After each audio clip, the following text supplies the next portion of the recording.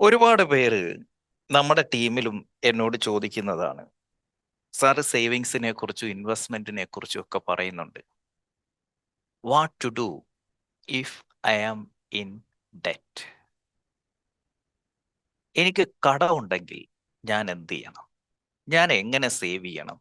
ഞാൻ എവിടെ നിന്ന് ഇൻവെസ്റ്റ് ചെയ്യണമെന്നാ ഈ പറയുന്നേ? എങ്ങനെ മാറ്റി വെക്കണം? കൊടുത്തു തീർക്കാൻ പോലും പറ്റുന്നില്ല. അങ്ങനെ കിങ്സ് ക്ലബിൽ വരുന്നു. അവരുടെ സോഴ്സ് കറക്റ്റ് ആവുന്നു, കുറച്ചുകൂടെ സെയിലൊക്കെ കൂടുന്നു, കുറച്ചുകൂടെ കാശ് വരാൻ തുടങ്ങുന്നു. അപ്പൊ അടുത്ത ചോദ്യമാണ്, സാറേ എനിക്ക് കടമുണ്ട്, ഞാൻ സേവ് ചെയ്യണോ അതോ എൻ്റെ കടം കൊടുത്ത് തീർക്കണോ? Should I save or clear debt? എൻ്റെ കടം തീർക്കണോ അതോ ഞാൻ സേവ് ചെയ്യണോ? കടമുള്ള എല്ലാവരുടെയും ഉള്ളിൽ ഒരു കൺഫ്യൂഷനാണ്. എന്ത് ചെയ്യണം? ഇത് രണ്ടും ചെയ്യണം. ഇത് രണ്ടും ചെയ്യണം. 2017-18 എൻ്റെ ജീവിതത്തിൽ ഏറ്റവും വലിയ സാമ്പത്തിക പ്രതിസന്ധികൾ നടന്നത്. ഏറ്റവും ഞാൻ സ്ക്രൂഡ് അപ്പായി നിന്നിരുന്ന, അബ്സല്യൂട്ട് ബ്രോക്ക് ആയിരുന്ന സമയം. ആ സമയത്തും എനിക്ക് സ്കില്ലുള്ളതിനെ ഞാൻ വിറ്റ് കാശാക്കുന്നുണ്ടായിരുന്നു. അപ്പോഴും എനിക്ക് കാശ് കിട്ടുന്നുണ്ട്, പക്ഷെ അതിനെ എനിക്ക് തികയുന്നില്ല എന്നുള്ളതായിരുന്നു എൻ്റെ ഫിനാൻഷ്യൽ ക്രൈസിസ്. പണം വരുന്നുണ്ട്, പക്ഷെ അതിനെ ഒന്നിനും തികയുന്നില്ല. അതല്ല ഇവിടെ ഇരിക്കുന്ന പലരുടെയും പ്രശ്നം. എനിക്ക് കാശ് വരുന്നുണ്ട്, അതൊന്നിനും തികയുന്നില്ല.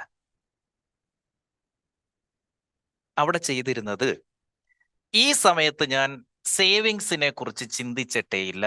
ഈ സമയത്ത് ഞാൻ ചിന്തിച്ചത് മുഴുവൻ ഇൻവെസ്റ്റ്മെന്റിനെ കുറിച്ചായിരുന്നു. സേവ് ചെയ്തില്ല.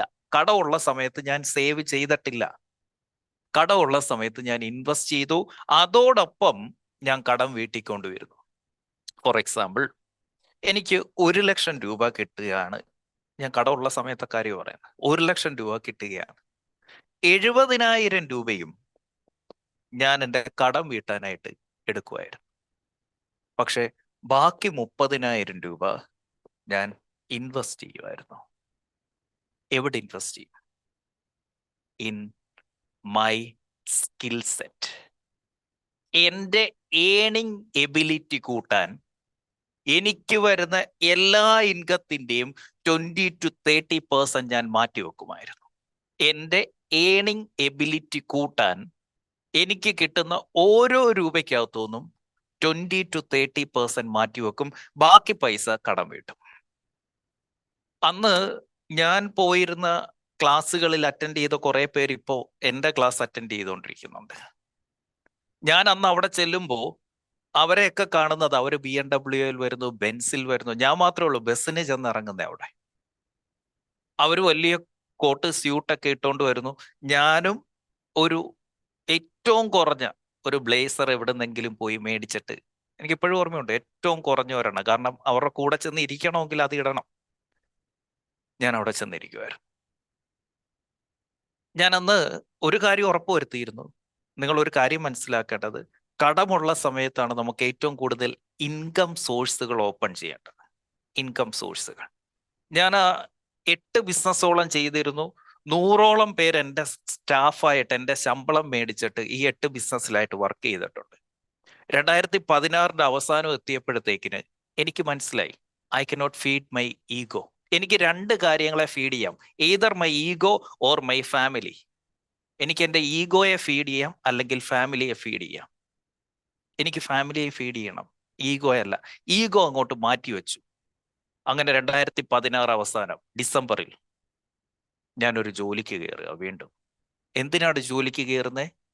എൻ്റെ വരുമാനം കൂട്ടാൻ. എനിക്ക് വരുമാനം ഉണ്ടെങ്കിലേ എൻ്റെ കടം വീട്ടാൻ പറ്റും. അതിന് എന്ത് ചെയ്തും വരുമാനം കൂട്ടുക. ഇപ്പൊ കടമുള്ള സമയത്ത് വരുമാനം കൂട്ടുക എന്നുള്ളതാണ് നമ്മൾ അൾട്ടിമേറ്റ് ആയിട്ട് ചെയ്യേണ്ട കാര്യം. അങ്ങനെ ഞാൻ ഇന്റർവ്യൂവിന് ചെല്ലുമ്പോൾ, ഞാൻ എവിടെ ഇന്റർവ്യൂവിന് പോയാലും ദൈവം സഹായിച്ച അങ്ങനെ ഒരു അനുഗ്രഹം എനിക്കുണ്ട്. എനിക്ക് അത് കിട്ടിയിരിക്കും. ഞാനാണ് സെലക്ട് ചെയ്യുന്നത് ആ കമ്പനി വേണോ വേണ്ടയോ എന്ന്. കമ്പനി ഒരിക്കലും എന്നെ സെലക്ട് ചെയ്യേണ്ട അവസ്ഥ വന്നിട്ടില്ല. ഞാൻ സെലക്ട് ചെയ്യും എനിക്ക് ഇവിടെ പറ്റുമോ ഇല്ലയോ എന്ന്. അങ്ങനെ ഞാൻ ചെല്ലും. ഞാൻ ചെന്നിരുന്നിട്ട് ഞാൻ എന്നെ സെല്ല് ചെയ്യാണ് അവിടെ ചെയ്യുന്നത്. അതുകൊണ്ട് തന്നെ നെഗോസിയേഷൻ ഉണ്ടാവും, സാലറിയിലല്ല. രണ്ട് കാര്യങ്ങളിൽ, ഒന്ന് ഇൻസെന്റീവിൽ, രണ്ട് എൻ്റെ ടേംസ് ആൻഡ് കണ്ടീഷനിൽ. എൻ്റെ ടേംസ് ആൻഡ് കണ്ടീഷൻ ഇതാണ്: മൺഡേ ടു ഫ്രൈഡേ ഞാൻ വർക്ക് ചെയ്യും, സാറ്റർഡേ സൺഡേ അബ്സല്യൂട്ട്ലി എനിക്ക് ഫ്രീ ആണ്. കാരണം എനിക്ക് ട്രെയിനിങ്ങുകൾ എടുക്കണം, എനിക്ക് പഠിപ്പിക്കാൻ പോകണം, എനിക്ക് സെയിൽസ് ട്രെയിനിങ് എടുക്കണം, എങ്കിലേ എനിക്ക് ഇൻകം കിട്ടത്തുള്ളൂ. എനിക്ക് ഒരുപാട് പ്രശ്നങ്ങളുള്ള ആളാണ്. എനിക്ക് സാറ്റർഡേ സൺഡേ വർക്ക് ചെയ്യാൻ പറ്റില്ല. പക്ഷെ Monday to Friday full time ഞാൻ ഉണ്ടാവും. ഞാനിവിടെ സെയിൽസ് കൂട്ടാനല്ല വന്നിരിക്കുന്നത്, ഇവിടെ ഒരു സെയിൽസ് സിസ്റ്റം ഉണ്ടാക്കി തരും. വിശന്നിരിക്കുന്ന നിങ്ങൾക്ക് ഒരു നേരത്തെ ആഹാരം മേടിച്ച് തരികയല്ല, നിങ്ങളെ മീൻ പിടിക്കാൻ ഞാൻ പഠിപ്പിക്കും. ഞാൻ ചെയ്യാൻ പോകുന്ന കാര്യങ്ങൾ ഇന്നതാണ്: 1 2 3 4 5. ഈ സ്റ്റെപ്പുകളിൽ കൂടിയായിരിക്കും ഇവിടെ സിസ്റ്റം കൊണ്ടുവരാൻ പോകുന്നത്. ഇത്രയും കാര്യങ്ങൾ ഇന്റർവ്യൂവിന് പറഞ്ഞാൽ മതി. പിന്നെ മാനേജ്മെന്റ് ഞാൻ പറയുന്ന ടേംസ് ആൻഡ് കണ്ടീഷൻ അവർ അംഗീകരിക്കും. അപ്പൊ ഞാൻ ആവശ്യപ്പെട്ടതാണ്: ഒന്ന്, എനിക്ക് 50,000 ബേസിക് സാലറി വേണം. 50,000 ബേസിക് സാലറി വേണം. കാരണം അന്നും മായയും പപ്പുണ്ണിയും എറണാകുളത്ത് താമസിക്കുക. അന്ന് അവിടുത്തെ റെന്റ്, അവിടുത്തെ ബാക്കി കാര്യങ്ങൾ, ജീവിത ചെലവുകൾ, അത്യാവശ്യം കാര്യങ്ങൾ നടന്നു പോകാൻ എനിക്ക് 50,000 രൂപ കിട്ടിയേ പറ്റൂ. അപ്പം അത് സെറ്റാണെങ്കിൽ എൻ്റെ സൈക്കോളജി സെറ്റായി, എൻ്റെ മൈൻഡ് ക്ലിയർ ആയി. കാരണം എന്താ, 50,000 എല്ലാ മാസവും എനിക്ക് കിട്ടും. ഒരു സെറ്റ് ഡേറ്റിലായിരിക്കണം എനിക്കത് കിട്ടുന്നത്. ഈ രണ്ട് കണ്ടീഷനേ ഞാൻ പറഞ്ഞിട്ടുള്ളൂ. എനിക്ക് 50,000 ബേസിക് വേണം, അത് കൃത്യം ഡേറ്റിൽ എനിക്ക് കിട്ടിയേ വേണം. രണ്ടാമത്തെ കണ്ടീഷൻ, എനിക്കൊരു വണ്ടി വേണം. സ്കോഡയൊക്കെ ഉണ്ടായിരുന്ന ആളാ, അതെല്ലാം CC-ക്കാർ കൊണ്ടുപോയി. അതൊക്കെ കഴിഞ്ഞിട്ടാണ് ഇവിടെ വന്നിരിക്കുന്നത്. പക്ഷെ എനിക്കിപ്പോൾ ഒരു വണ്ടിയില്ല, എനിക്കൊരു വണ്ടി തരണം. എനിക്ക് ട്രാവൽ ചെയ്യാനുള്ള എക്സ്പെൻസ് നിങ്ങൾ മീറ്റ് ചെയ്യണം. എവിടെങ്കിലും കമ്പനിക്ക് വേണ്ടിയോ വേറൊന്നിനുമല്ല, നിങ്ങൾക്ക് വേണ്ടി ഞാൻ ട്രാവൽ ചെയ്യുന്നുണ്ടെങ്കിൽ അതിൻ്റെ എക്സ്പെൻസ് തരണം. എനിക്ക് അക്കോമഡേഷനും തരണം. എവിടെ ട്രാവൽ ചെയ്യുന്നത്. ഇവിടെ എനിക്ക് അക്കോമഡേഷൻ ഒന്നും വേണ്ട, ഫാമിലി എൻ്റെ കൂടെ ഉണ്ട്, അവർക്ക് ഞാൻ ഫ്ലാറ്റ് എടുത്തിട്ടുണ്ട്, അവിടെ ഞാൻ നിന്നോളും. എനിക്ക് 50,000 സാലറിയും വേണം, ഒരു വണ്ടിയും വേണം. എനിക്ക് എന്താണ് നിങ്ങളുടെ ഇൻസെൻറ്റീവ് സ്ട്രക്ചർ? അത് ഇത്രയാണ്. ഡൺ, മതി. എന്നിട്ട് മൺഡേ ടു ഫ്രൈഡേ അവരുടെ വർക്ക്, സാറ്റർഡേ ആൻഡ് സൺഡേ എവിടെങ്കിലുമൊക്കെ ട്രെയിനിങ്ങിന് ഞാൻ പോകും. ഒന്നെങ്കിൽ ഞാൻ പഠിക്കാൻ പോവും, അല്ലെങ്കിൽ ഞാൻ പഠിപ്പിക്കാൻ പോവും. ഞാൻ ഈ ട്രെയിനിങ്ങുകളിലൊക്കെ ചെന്നിരുന്നിട്ട് ഞാൻ ചെയ്യുന്നത് എന്തായിരുന്നു എന്ന് ചോദിച്ചു കഴിഞ്ഞാൽ, ഞാൻ ട്രെയിനിങ്ങുകൾക്ക് പോവും, പല ക്ലാസ്സുകൾ അറ്റൻഡ് ചെയ്യാനായിട്ട് പോകും. അവിടെ ചെന്നിരിക്കുമ്പോൾ അവിടെ വരുന്നത് മുതലാളിമാരാണ്. ഈ മുതലാളിമാർ കുറച്ച് കഴിയുമ്പോൾ എനിക്ക് നന്നായിട്ട് സംസാരിക്കാൻ അറിയാവുന്നതുകൊണ്ട് തന്നെ എന്തെങ്കിലും ഒരു അവസരം കിട്ടും എനിക്ക് സ്റ്റേജിൽ കയറാൻ, ഞാൻ പൊളിച്ചെടുക്കും. കിട്ടുന്ന ചാൻസ് ഞാൻ മുതലാക്കും. അത് കഴിഞ്ഞ് ഇന്റർവെല്ലൊക്കെ ആകുമ്പോഴത്തേന് ഓരോരുത്തർ വരാൻ തുടങ്ങും. എന്ത് ചെയ്യുക? ഞാൻ പറഞ്ഞു, ഞാൻ എൻ്റെ അടുത്ത് വർക്ക് ചെയ്യുന്നുണ്ട്, കൂടാതെ എനിക്ക് സെയിൽസ് ഞാൻ പഠിപ്പിക്കുന്നുണ്ട്. പഠിപ്പിക്കുന്നുണ്ടോ? ഇന്ന് ആ പറഞ്ഞ കാര്യം ഒരു കാര്യം ചെയ്യുമോ, എൻ്റെ സ്റ്റാഫിന് ഒരു ട്രെയിനിങ് എടുക്കാവോ? ഇതായിരുന്നു എൻ്റെ ഇൻകം വർദ്ധിപ്പിക്കാനുള്ള പരിപാടി. അപ്പൊ രണ്ട് കാര്യങ്ങളാണ്. ഒന്ന്, ഞാൻ എന്നിൽ ഇൻവെസ്റ്റ് ചെയ്യും. എന്തിനു വേണ്ടി? ഞാൻ കഴിഞ്ഞ ദിവസം നിങ്ങളോട് പറഞ്ഞിരുന്നു, നമ്മളിൽ ഇൻവെസ്റ്റ് ചെയ്യണം എന്ന് പറയുന്നത് രണ്ട് രീതിയിലുണ്ട്. ഒന്ന്, we are investing in our self. രണ്ട്, we are investing in our business. Our self എന്ന് പറഞ്ഞു കഴിഞ്ഞാൽ നമ്മളുടെ ഏണിംഗ് എബിലിറ്റി കൂട്ടാൻ വേണ്ടിയിട്ട് ഇൻവെസ്റ്റ് ചെയ്യുന്നു. രണ്ട്, കസ്റ്റമർ അക്വിസിഷന് വേണ്ടിയിട്ടോ കസ്റ്റമറെ കീപ്പ് ചെയ്യാൻ വേണ്ടിയിട്ടോ ഇൻവെസ്റ്റ് ചെയ്യുന്നു. അപ്പോ ഞാൻ ഈ കിട്ടുന്ന കാശോ അല്ലെങ്കിൽ എൻ്റെ കയ്യിൽ നിന്ന് കടം മേടിച്ചതോ എന്ത് ചെയ്തിട്ടായാലും കിട്ടുന്ന പൈസ എന്ത് ചെയ്യും? ഞാൻ മറ്റൊരു ട്രെയിനിങ് അറ്റൻഡ് ചെയ്യാൻ വേണ്ടിയിട്ട് ഇൻവെസ്റ്റ് ചെയ്യും. അവിടെ നിന്ന് എനിക്ക് എന്ത് കിട്ടും? ഒന്ന്, എൻ്റെ ഏണിംഗ് എബിലിറ്റി കൂട്ടാൻ വേണ്ടിയിട്ട് ആ ക്ലാസ്സുകൾ എന്നെ സഹായിക്കുന്നു. രണ്ട്, അതേ പ്ലാറ്റ്ഫോമിൽ നിന്ന് എനിക്ക് കസ്റ്റമേഴ്സിനെ കിട്ടുന്നു ഫോർ ടേക്കിംഗ് സെയിൽസ് ട്രെയിനിങ്. ഞാൻ ഒരിക്കലും ആ ട്രെയിനറെ ചതിക്കുകയല്ല. കാരണം അദ്ദേഹം പഠിപ്പിക്കുന്ന മുതലാളിയെ, ഞാൻ പഠിപ്പിക്കുന്നത് ആ മുതലാളിയുടെ തൊഴിലാളിയെ. ഞാൻ എന്ന് മുതലാളിയെ പഠിപ്പിക്കാൻ തുടങ്ങിയോ അതിനുശേഷം ഒരൊറ്റ ഫിസിക്കൽ ട്രെയിനിങ്ങിന് ഞാൻ പോയിട്ടില്ല. ഒരാളെ പോലും, മറ്റൊരാളിന്റെ സ്റ്റുഡന്റിനെ പോലും, പിന്നെ അന്ന് 2017 തൊട്ട് പരിചയപ്പെട്ട ഒരാളെ പോലും ഇന്ന് വരെ അങ്ങോട്ട് വിളിച്ചിട്ട് എൻ്റെ ക്ലാസ്സിന് വരണേ എന്ന് ഞാൻ പറഞ്ഞിട്ടുമില്ല, പറയിപ്പിച്ചിട്ടുമില്ല. അതുകൊണ്ട് എനിക്കൊരു കുറ്റബോധവും ഇല്ല. മറ്റൊരു ട്രെയിനറുടെ ക്ലാസ്സിൽ പോയി അവിടുന്ന് എന്തെങ്കിലും ചൂണ്ടേണ്ട ഗതികേട് എനിക്ക് വന്നിട്ടില്ല. ഞാൻ അവിടെ പോയിട്ടുണ്ടെങ്കിൽ, ആ ഇൻവെസ്റ്റ് അവിടെ ചെയ്തിട്ടുണ്ടെങ്കിൽ, അതൊന്ന് എൻ്റെ ഏണിംഗ് എബിലിറ്റി കൂട്ടാൻ, രണ്ട് എനിക്ക് കസ്റ്റമറെ അക്വയർ ചെയ്യാൻ, എൻ്റെ ബിസിനസ്സിൽ ഇൻവെസ്റ്റ് ചെയ്തതാണ്. സോ വെൻ അറ്റ് ഡെറ്റ്, ഒന്ന് ഇൻകം വർദ്ധിപ്പിക്കുക. ആ ഇൻകം വർദ്ധിപ്പിക്കുമ്പോൾ കടത്തിൽ നിൽക്കുന്നവരോട് എനിക്ക് പറയാനുള്ളത്, നിങ്ങളുടെ ഒരു മാസത്തെ ബേസിക് ചെലവ് എത്രയാണോ അത് കിട്ടാനുള്ള solid source of income set ചെയ്യണം. അവിടുത്തെ ഗുണം എന്താന്ന് ചോദിച്ചു കഴിഞ്ഞാൽ നമ്മുടെ മൈൻഡ് അങ്ങ് ക്ലിയർ ആവും. പിന്നെ അതിനെക്കുറിച്ച് കൺസേൺഡ് ആവണ്ട. കാരണം എന്താ, 1-ാം തീയതി സാലറി 50,000 കയ്യിൽ കിട്ടും. 17,500 മറ്റോ ആയിരുന്നു അന്നത്തെ റെന്റ്. എറണാകുളത്ത് താമസിച്ചിരുന്ന റെന്റ് അത്രയാണ്. എനിക്ക് തോന്നുന്നു പപ്പുണ്ണി അന്ന് എന്തോ LKG UKG മറ്റോ പഠിക്കുന്നുണ്ടായിരുന്നു. അവനും ഫീസോ കാര്യങ്ങളോ ഒക്കെ ആയിട്ട് ഇത്ര രൂപ കൊടുക്കണം, വീട്ടു ചെലവിന് വേണ്ടിയിട്ട് ഇത്ര രൂപ മാറ്റി വെക്കണം, പിന്നെ ഒരു ഔട്ടിങ്ങിന് പോകാൻ വേണ്ടിയിട്ട് 1-2 ഔട്ടിങ്ങിന് പോകാനുള്ള പൈസ ഇത് ഉണ്ട്. ഇതെല്ലാം 1-ാം തീയതിയും കിട്ടും എന്നുള്ള ആ സെക്യൂരിറ്റി, ആ സെർട്ടനിറ്റി, ആ ഉറപ്പ് മൈൻഡിലേക്ക് വന്നു കഴിയുമ്പോഴാണ് കൂടുതൽ പൈസ എങ്ങനെ ഉണ്ടാക്കണം. ആ കൂടുതൽ പൈസ വരുന്ന വഴിയാണ് increase your earning ability and invest in acquiring customer and keeping customer. So കടത്തിൽ നിൽക്കുന്ന ആള് ചെയ്യേണ്ടത്, ബേസിക് ആയിട്ട് എനിക്ക് ജീവിച്ചു പോകാൻ എത്ര രൂപ വേണം, അത് സോളിഡ് ആയിട്ട് കിട്ടാൻ ഞാൻ എന്ത് ചെയ്യണം. അത് നിന്റെ ഇന്നത്തെ ബിസിനസ് കൊണ്ട് പറ്റുന്നില്ലെങ്കിൽ ഈഗോ അങ്ങോട്ട് മാറ്റി വെച്ചിട്ട് ഷട്ടർ ഇറ, കട പൂട്ട്, എന്നിട്ട് പണിക്ക് പോ. അവിടെ ഇരുന്ന് കാശും നിന്റെ കഴിവും വർദ്ധിപ്പിക്കും. എന്നിട്ട് വന്ന് തുടങ്ങാം ബിസിനസ്. അതല്ലാതെ ഞാൻ ഭയങ്കര മുതലാളിയായിട്ട് ഇരുന്നു പോയതാ, ഞാൻ അച്ഛനെ കൊണ്ട് ഉദ്ഘാടനം ചെയ്യിപ്പിച്ച കടയാ, ഒരച്ഛനും കാണത്തില്ല മുടിയുമ്പോ, ഒരച്ഛനും കാണത്തില്ല. ഞാൻ കായംകുളത്തെ എൻ്റെ ഏറ്റവും വലിയ പൂട്ടിയതിൽ ഏറ്റവും സങ്കടം ഉണ്ടായിരുന്ന കാര്യം അതാ. കാരണം ഞാൻ ചെയർമാനായിട്ട് വിലസിയ MSM കോളേജിന്റെ നേരെ ഫ്രണ്ടിലാണ് കൊണ്ടുപോയിട്ട് എൻ്റെ ഓഫീസ് ഉദ്ഘാടനം ചെയ്തത്. അതും അവിടുത്തെ MLA CK സദാശിവൻ സാറിനെ വെച്ചിട്ട്. എൻ്റെ അച്ഛൻ, മായയുടെ അച്ഛൻ, മായയുടെ ബന്ധുക്കൾ, എൻ്റെ സുഹൃത്തുക്കൾ, എൻ്റെ നാട്ടുകാർ, അതും വെറുതെ ഒന്നുമല്ല, ഭയങ്കര ലൈറ്റ് ഒക്കെ ഇട്ട്. ആര് ആ ഹൈവേ കൂടെ, NH നാഷണൽ ഹൈവേയുടെ സൈഡിൽ, ആരതിലെ കായംകുളത്തുകാരൻ പോയാലും നമ്മുടെ കടയിലോട്ടൊന്ന് നോക്കും. കാരണം ആ രീതിയിലാണ് അതിന്റെ ഇന്റീരിയറും ഒക്കെ സെറ്റ് ചെയ്തിട്ടിരിക്കുന്നത്. അത് പൂട്ടുമ്പോ എന്തായാലും ആളുകൾ അറിയും. ഒന്നുമില്ല, അന്നത് പൂട്ടാൻ കാണിച്ച ധൈര്യമാണ് ഇന്നത്തെ അനിൽ ബാലേക്കർ. കാരണം ഞാൻ ഒരു സൈഡിൽ നിന്ന് കാശുണ്ടാക്കുന്നുണ്ട്, അത് മൊത്തം ഇത് തിന്നോണ്ടിരിക്കുക, എൻ്റെ ബിസിനസ് തിന്നോണ്ടിരിക്കുക, സ്റ്റാഫ് തിന്നോണ്ടിരിക്കുക, എൻ്റെ സ്ട്രാറ്റജി, എൻ്റെ ബാഡ് ഐഡിയ തിന്നോണ്ടിരിക്കുക. എത്രയും പെട്ടെന്ന് നിർത്തി. ചെയ്യുന്നത് തെറ്റാണ് എന്ന് ഉത്തമ ബോധ്യം ഉണ്ടെങ്കിൽ എത്രയും പെട്ടെന്ന് നിർത്തുക. എന്നിട്ട് invest in your earning ability, അത് കൂട്ടാൻ തീരുമാനിക്കുക. കാരണം എനിക്ക് മനസ്സിലായി, എനിക്ക് കാശുണ്ടാക്കാനുള്ള കഴിവുണ്ട്. The next thing I have to do is to speed up that process. ആ ഉണ്ടാക്കുന്ന പൈസയുടെ സ്പീഡ് കൂട്ടുക, അതാണ് ഞാൻ ചെയ്യേണ്ടത് എന്ന് എനിക്ക് മനസ്സിലായി. അങ്ങനെ സ്പീഡ് കൂട്ടണമെന്നുണ്ടെങ്കിൽ എൻ്റെ ഏണിംഗ് എബിലിറ്റി വർദ്ധിക്കണം. എൻ്റെ ഏണിംഗ് എബിലിറ്റി വർദ്ധിപ്പിക്കാതെ ഈ പ്രോസസ്സ് കൂട്ടാൻ പറ്റില്ല, അതിൻ്റെ സ്പീഡ് കൂട്ടാൻ പറ്റില്ല എന്ന് മനസ്സിലാക്കി.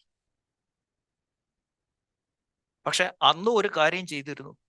എൻ്റെ വരുമാനം കൂടുമ്പോഴും, ശ്രദ്ധിച്ചു കേട്ടോ, എൻ്റെ വരുമാനം കൂടുമ്പോഴും എൻ്റെ ചെലവുകൾ പരമാവധി കുറച്ച് നിർത്താൻ ഞാൻ ശ്രമിച്ചിരുന്നു. എൻ്റെ വരുമാനം കൂടുമ്പോഴും അതനുസരിച്ചിട്ട് എൻ്റെ ചെലവ് കൂട്ടുക അല്ല ചെയ്തത്. ഇതാണ് ആദ്യത്തെ എൻ്റെ ഇൻകം എന്ന് പറയുന്നത്. പക്ഷെ അന്നത്തെ എൻ്റെ പ്രശ്നം എന്ന് പറയുന്നത്, ഇതാണ് എൻ്റെ എക്സ്പെൻസ്, അതുകൊണ്ട് തന്നെ ഇത് മൈനസിൽ നിൽക്കുകയാണ്. പിന്നെ ഞാൻ ചെയ്തത്, എൻ്റെ ഇൻകം വർദ്ധിപ്പിച്ചു. ജോലിക്ക് പോയി, പാർട്ട് ടൈം പോയി, ട്രെയിനിങ് എടുക്കാൻ തുടങ്ങി, ഇൻസെൻറ്റീവ് കിട്ടാൻ തുടങ്ങി. അങ്ങനെ പല രീതിയിൽ എനിക്ക് ഇൻകം വർദ്ധിപ്പിക്കാൻ തുടങ്ങിയപ്പോഴും ഞാൻ എന്ത് ചെയ്തു, എൻ്റെ എക്സ്പെൻസ് പരമാവധി കുറയ്ക്കാനും കൂടെ ശ്രമിച്ചു. എക്സ്പെൻസ് കുറയ്ക്കുക എന്ന് പറയുന്നത് ഞാൻ എൻ്റെ ലൈഫ് സ്റ്റൈൽ കുറച്ചു എന്നല്ല പറയുന്നത്. അനാവശ്യമായിട്ടുള്ള എല്ലാ ചെലവുകളും കുറയ്ക്കാൻ തുടങ്ങി. ആവശ്യം അത്യാവശ്യം, അനാവശ്യം. ഒരു കാര്യം വരുമ്പോൾ പ്രത്യേകിച്ച് കടത്തിൽ നിൽക്കുന്നവർ 3 കാര്യങ്ങൾ ചിന്തിക്കണം. ആവശ്യം, അനാവശ്യം, അത്യാവശ്യം. ഈ ചെലവാക്കാൻ പോകുന്നത് ആവശ്യമാണോ? ആവശ്യത്തിന് ചെലവാക്കരുത്.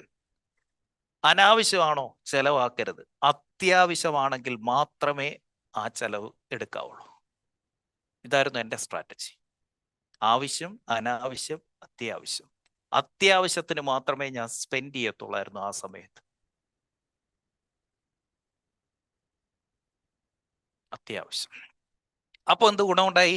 ഇൻകം കൂടുകയും ചെയ്തു, എക്സ്പെൻസ് കുറയുകയും ചെയ്തു. എനിക്ക് ട്രെയിനിങ്ങിന് പോയി പൈസ കിട്ടും. ഞാൻ ഷായി ചേട്ടാ, ഞാൻ അന്ന് മാക്ബുക്ക് മേടിക്കാൻ പോയില്ല, ഈവൻ ഒരു ലാപ്ടോപ്പ് പോലും മേടിക്കാൻ പോയില്ല. ഞാൻ ട്രെയിനിങ്ങിന് പോകുന്നത് 400 രൂപയാണ് ഡെയിലി റെന്റ് ലാപ്ടോപ്പിന്. അങ്ങനെ ഒരു കടയിൽ പോയി പറഞ്ഞ് സെറ്റാക്കി. എല്ലാ ശനിയാഴ്ചയും അല്ലെങ്കിൽ വെള്ളിയാഴ്ചയും വൈകിട്ട് എനിക്ക് ലാപ്ടോപ്പ് വേണ്ടി വരും. ചിലപ്പോൾ 2 ദിവസം വേണ്ടി വരും, ചിലപ്പോൾ 1 ദിവസമായിരിക്കും. 400 രൂപ പെർ ഡേ. അവർ 1000-നായിരുന്നു കൊടുക്കുന്നത്. എനിക്ക് സ്പെഷ്യൽ റേറ്റിൽ ഞാൻ പോയി സംസാരിച്ച് 400 രൂപയ്ക്ക്. ആ കിട്ടുന്ന പൈസയിൽ 70% എൻ്റെ കടം വീട്ടാനും 30% എൻ്റെ ഏണിംഗ് എബിലിറ്റി കൂട്ടാനും ഇൻവെസ്റ്റ് ചെയ്തു. എന്ത്? എക്സ്പെൻസ് കുറച്ച് കിട്ടുന്ന പൈസയുടെ ആ മാർജിൻ്റെ അകത്ത് 70% കടം വീട്ടാനും 30% എൻ്റെ ഏണിംഗ് എബിലിറ്റി വർദ്ധിപ്പിക്കാനും ഇൻവെസ്റ്റ് ചെയ്തു. അങ്ങനെ ചെയ്ത് ഈ 70 ഇവിടുത്തെ ഗുണം എന്താ? എൻ്റെ ഏണിംഗ് എബിലിറ്റി കൂടുന്തോറും എൻ്റെ ഇൻകം വർദ്ധിച്ചുകൊണ്ടേ ഇരിക്കുകയാണ്. 40,000 എന്നുള്ള, ഞാൻ ജോലിക്ക് പോയിക്കൊണ്ടിരിക്കുന്ന സമയത്താണ് ആന്റണി സാറിന്റെ അടുത്ത് 1 ലക്ഷം രൂപ, ഒരു ദിവസത്തേക്ക് 1 ലക്ഷം രൂപ മേടിച്ച് ട്രെയിനിങ്ങിന് പോയത്. അപ്പൊ എൻ്റെ ബേസിക് സാലറി ഒരു മാസത്തേക്ക് 50,000 രൂപ കിട്ടുന്നതുകൊണ്ട് ഞാൻ ഒരു ദിവസം പഠിപ്പിക്കാൻ പോയപ്പോൾ എനിക്ക് 1 ലക്ഷം രൂപ കിട്ടുന്നുണ്ട്. അന്ന് ഞാൻ പോകാത്ത ട്രെയിനിങ്ങുകളില്ല, അന്ന് ഞാൻ വായിക്കാത്ത ബുക്കുകളില്ല, അന്ന് ഞാൻ കാണാത്ത ബിസിനസ് ഓണേഴ്സ് ഇല്ല. അതെല്ലാം എന്നിലുള്ള ഇൻവെസ്റ്റ്മെന്റ് ആയിരുന്നു.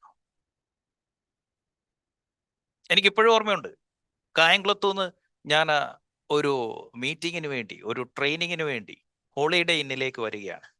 ഹോളിഡേ ഇന്നിലേക്ക് വന്ന് കയറി അന്ന് അവിടെ പങ്കെടുക്കുന്ന ആളുകളെ കണ്ടപ്പോൾ എനിക്ക് എന്നോട് തന്നെ ഒരു കുറ്റബോധം.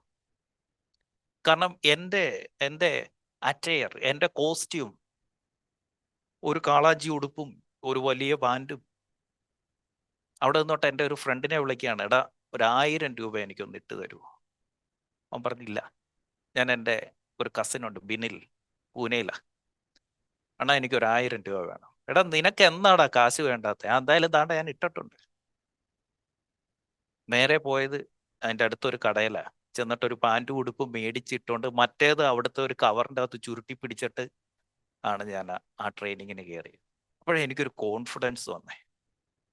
അതും ഞാൻ വിശ്വസിക്കുന്നു ഷോ കാണിച്ചതല്ല, എന്നിലുള്ള ഇൻവെസ്റ്റ്മെന്റ് ആയിരുന്നു ആ ഒരു പാൻറ്റും ഷർട്ടും.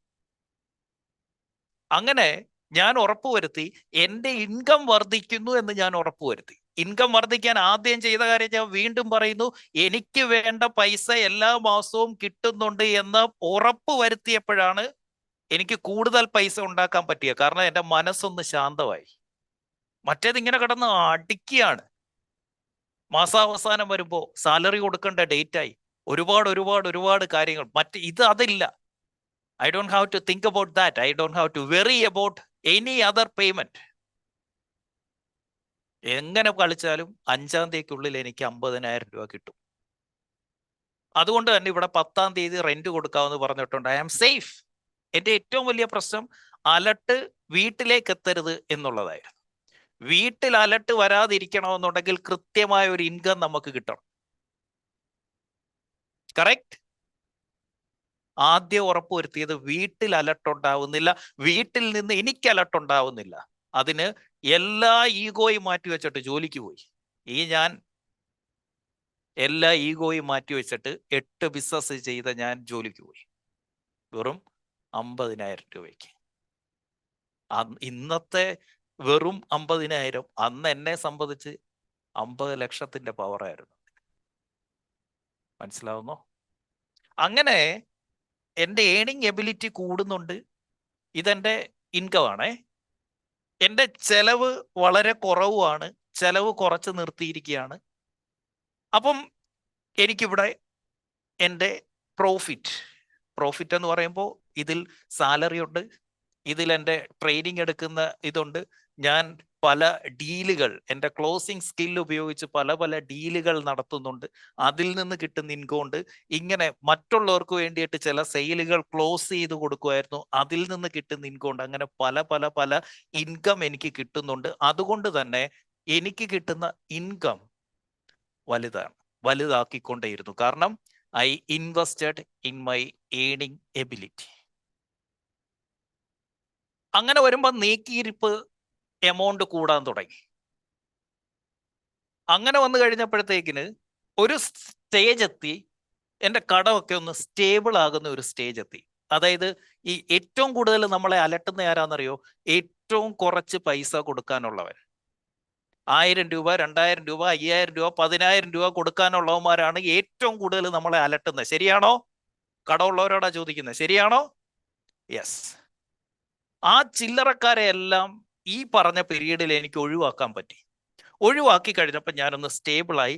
അപ്പൊ എനിക്ക് മനസ്സിലായി ഈ പറയുന്ന എൻ്റെ ഏണിംഗ് എബിലിറ്റി കൂടിയെന്നും എനിക്ക് ട്രെയിനിങ്ങുകളുടെ എണ്ണം കൂടാൻ തുടങ്ങി. കാരണം എനിക്ക് എൻക്വയറീസ് വരുമ്പോൾ ശനിയും ഞായറും മാത്രമേ പറ്റത്തുള്ളൂ എന്ന് പറയുമ്പോൾ ശനിയാഴ്ച വരുന്നത് ചിലപ്പോൾ കാസർഗോഡായിരിക്കും, ഞായറാഴ്ച വരുന്നത് തിരുവനന്തപുരത്ത്, എനിക്ക് എത്താൻ പറ്റുന്നില്ല. പിന്നൊരെണ്ണം വരുന്ന എറണാകുളത്തായിരിക്കും, അടുത്ത് വരുന്ന കോഴിക്കോടായിരിക്കും, എനിക്ക് എത്താൻ പറ്റുന്നില്ല 2 ദിവസമായിട്ട്. അപ്പൊ എന്ത് തീരുമാനിച്ചു? എനിക്ക് എൻ്റെ ഏണിംഗ് എബിലിറ്റി കൂടിയത് കൊണ്ട് എൻ്റെ ഇൻകം ആയിട്ടുള്ള യഥാർത്ഥ ഇൻകം ആയിട്ടുള്ള ഏത് ട്രെയിനിങ് ഇൻകം കൂടാൻ തുടങ്ങി, അതിൻ്റെ എൻക്വയറീസ് കൂടാൻ തുടങ്ങി, അതിൻ്റെ വാട്സപ്പിൻ്റെ എണ്ണം കൂടി. 756 വാട്സപ്പ് ഗ്രൂപ്പ് ഉണ്ട്. ഇനി എനിക്ക് 10 ദിവസം, മാസത്തിൽ ഏറ്റവും കുറഞ്ഞ 10 ദിവസത്തെ ട്രെയിനിങ്, 60,000 രൂപ വെച്ചിട്ടുള്ള 10 ദിവസത്തെ ട്രെയിനിങ് എനിക്ക് കിട്ടും എന്ന് ഉറപ്പാക്കിയതിന് ശേഷം ഞാൻ റിസൈൻ ചെയ്തു ആ 50,000-ത്തിൽ നിന്ന്. ആ 50,000 വേണ്ട എന്ന് വെച്ചു. അവിടെ ഒരു കാര്യം കൂടെ ഞാൻ ചെയ്തായിരുന്നു. എൻ്റെ വീടിൻ്റെ ഫ്ലാറ്റിൻ്റെ റെന്റ് 3 മാസത്തെ റെന്റ് അഡ്വാൻസ് ആയിട്ട് ഞാൻ കൊണ്ടുപോയി എൻ്റെ ഓണർക്ക്, ചെന്നൈയിലായിരുന്നു, ഷീല മാം, അവർക്ക് അയച്ചു കൊടുത്തു 3 മാസത്തെ റെന്റ്. കാരണം എന്താ? 3 മാസത്തേക്ക് സേഫായി. 3 മാസത്തേക്കുള്ള വീട്ടിലെ കാര്യങ്ങൾക്കുള്ള പൈസ മായയുടെ കയ്യിലും കൊടുത്തു. എന്നിട്ടാണ് ഞാൻ റിസൈൻ ചെയ്തത്. കാരണം 3 മാസത്തേക്ക് എനിക്ക് വരുമാനമൊന്നും കിട്ടിയില്ലെങ്കിലും എനിക്ക് പ്രശ്നമില്ല. അന്ന് ഐ വാസ് 3 months വെൽത്തി. ആരിഫേ, 3 മാസത്തെ വെൽത്തി ആയിരുന്നു ഞാൻ. അത് ഉറപ്പാക്കിയിട്ട് ഞാൻ എന്ത് ചെയ്തു? റിസൈൻ ചെയ്തു. അങ്ങനെ നിൽക്കുമ്പോഴാണ് എനിക്ക് പിന്നെ 10 ട്രെയിനിങ് ആയി, 15 ട്രെയിനിങ് ആയി. ഒരു മാസം ഞാൻ 24 ട്രെയിനിങ് എടുത്തിട്ടുണ്ട്.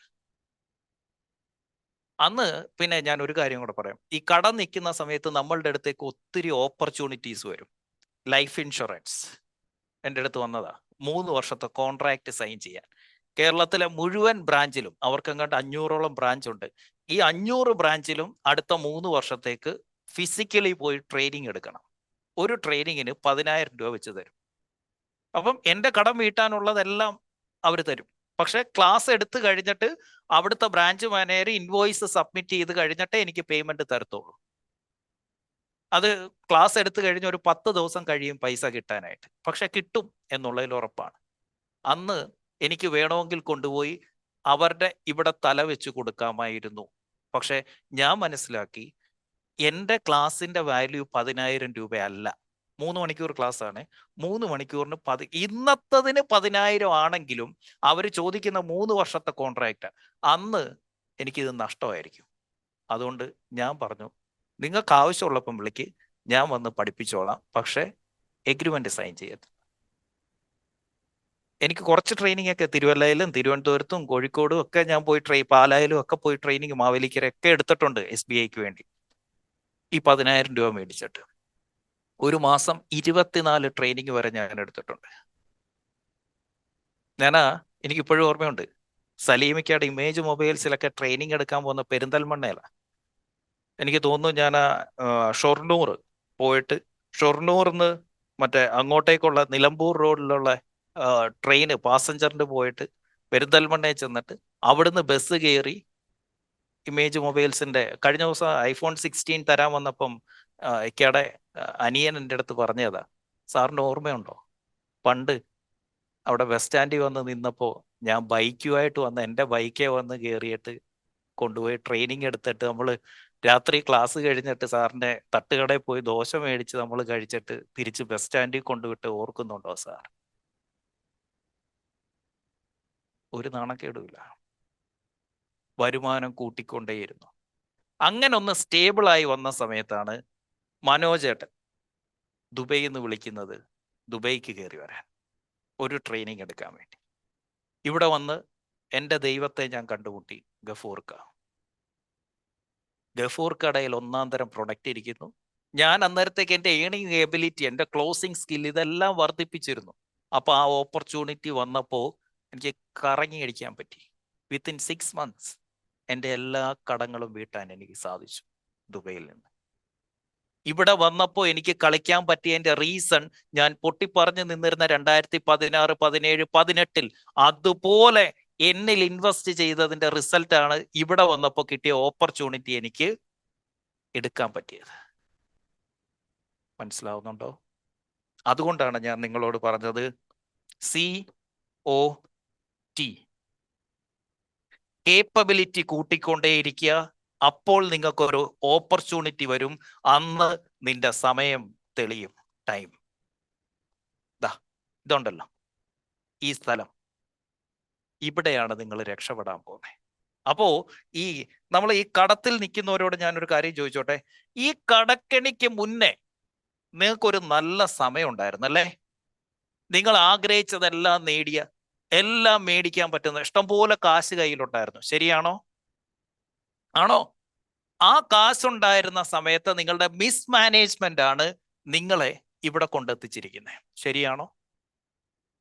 അങ്ങനെയാണെങ്കിൽ ഞാൻ ഉറപ്പു തരുന്നു, ഇനിയും ഒരു കയറ്റമുണ്ട്. ഈ കയറ്റം എന്ന് പറയുന്നത് ഇറ്റ്സ് ആൻ ഓപ്പർച്യൂണിറ്റി. നമ്മൾ പഠിച്ചിട്ടുണ്ട്, ദൈവത്തിന്റെ സമ്മാനം, ഗിഫ്റ്റ് ഓഫ് ഗോഡ്. ദൈവത്തിന്റെ സമ്മാനം ഒരിക്കലും വർണ്ണക്കടലാസുകൾ ഇട്ട് പൊതിഞ്ഞ് തരികയല്ല ചെയ്യുന്നത്, പ്രശ്നങ്ങളിൽ വെച്ച് പൊതിഞ്ഞാണ് തരുന്നത്. ഓരോ പ്രശ്നം പരിഹരിക്കുമ്പോഴും ഈ ഗിഫ്റ്റ് തുറക്കാനുള്ള താക്കോലാണ് നമ്മുടെ കൈ കിട്ടുന്നത്. ഓരോ പേപ്പർ തുറക്കുകയാണ്. അതുകൊണ്ടാണ് ഞാൻ എപ്പോഴും പറയുന്നത്, gift of God is covered with shit. പ്രശ്നങ്ങൾ.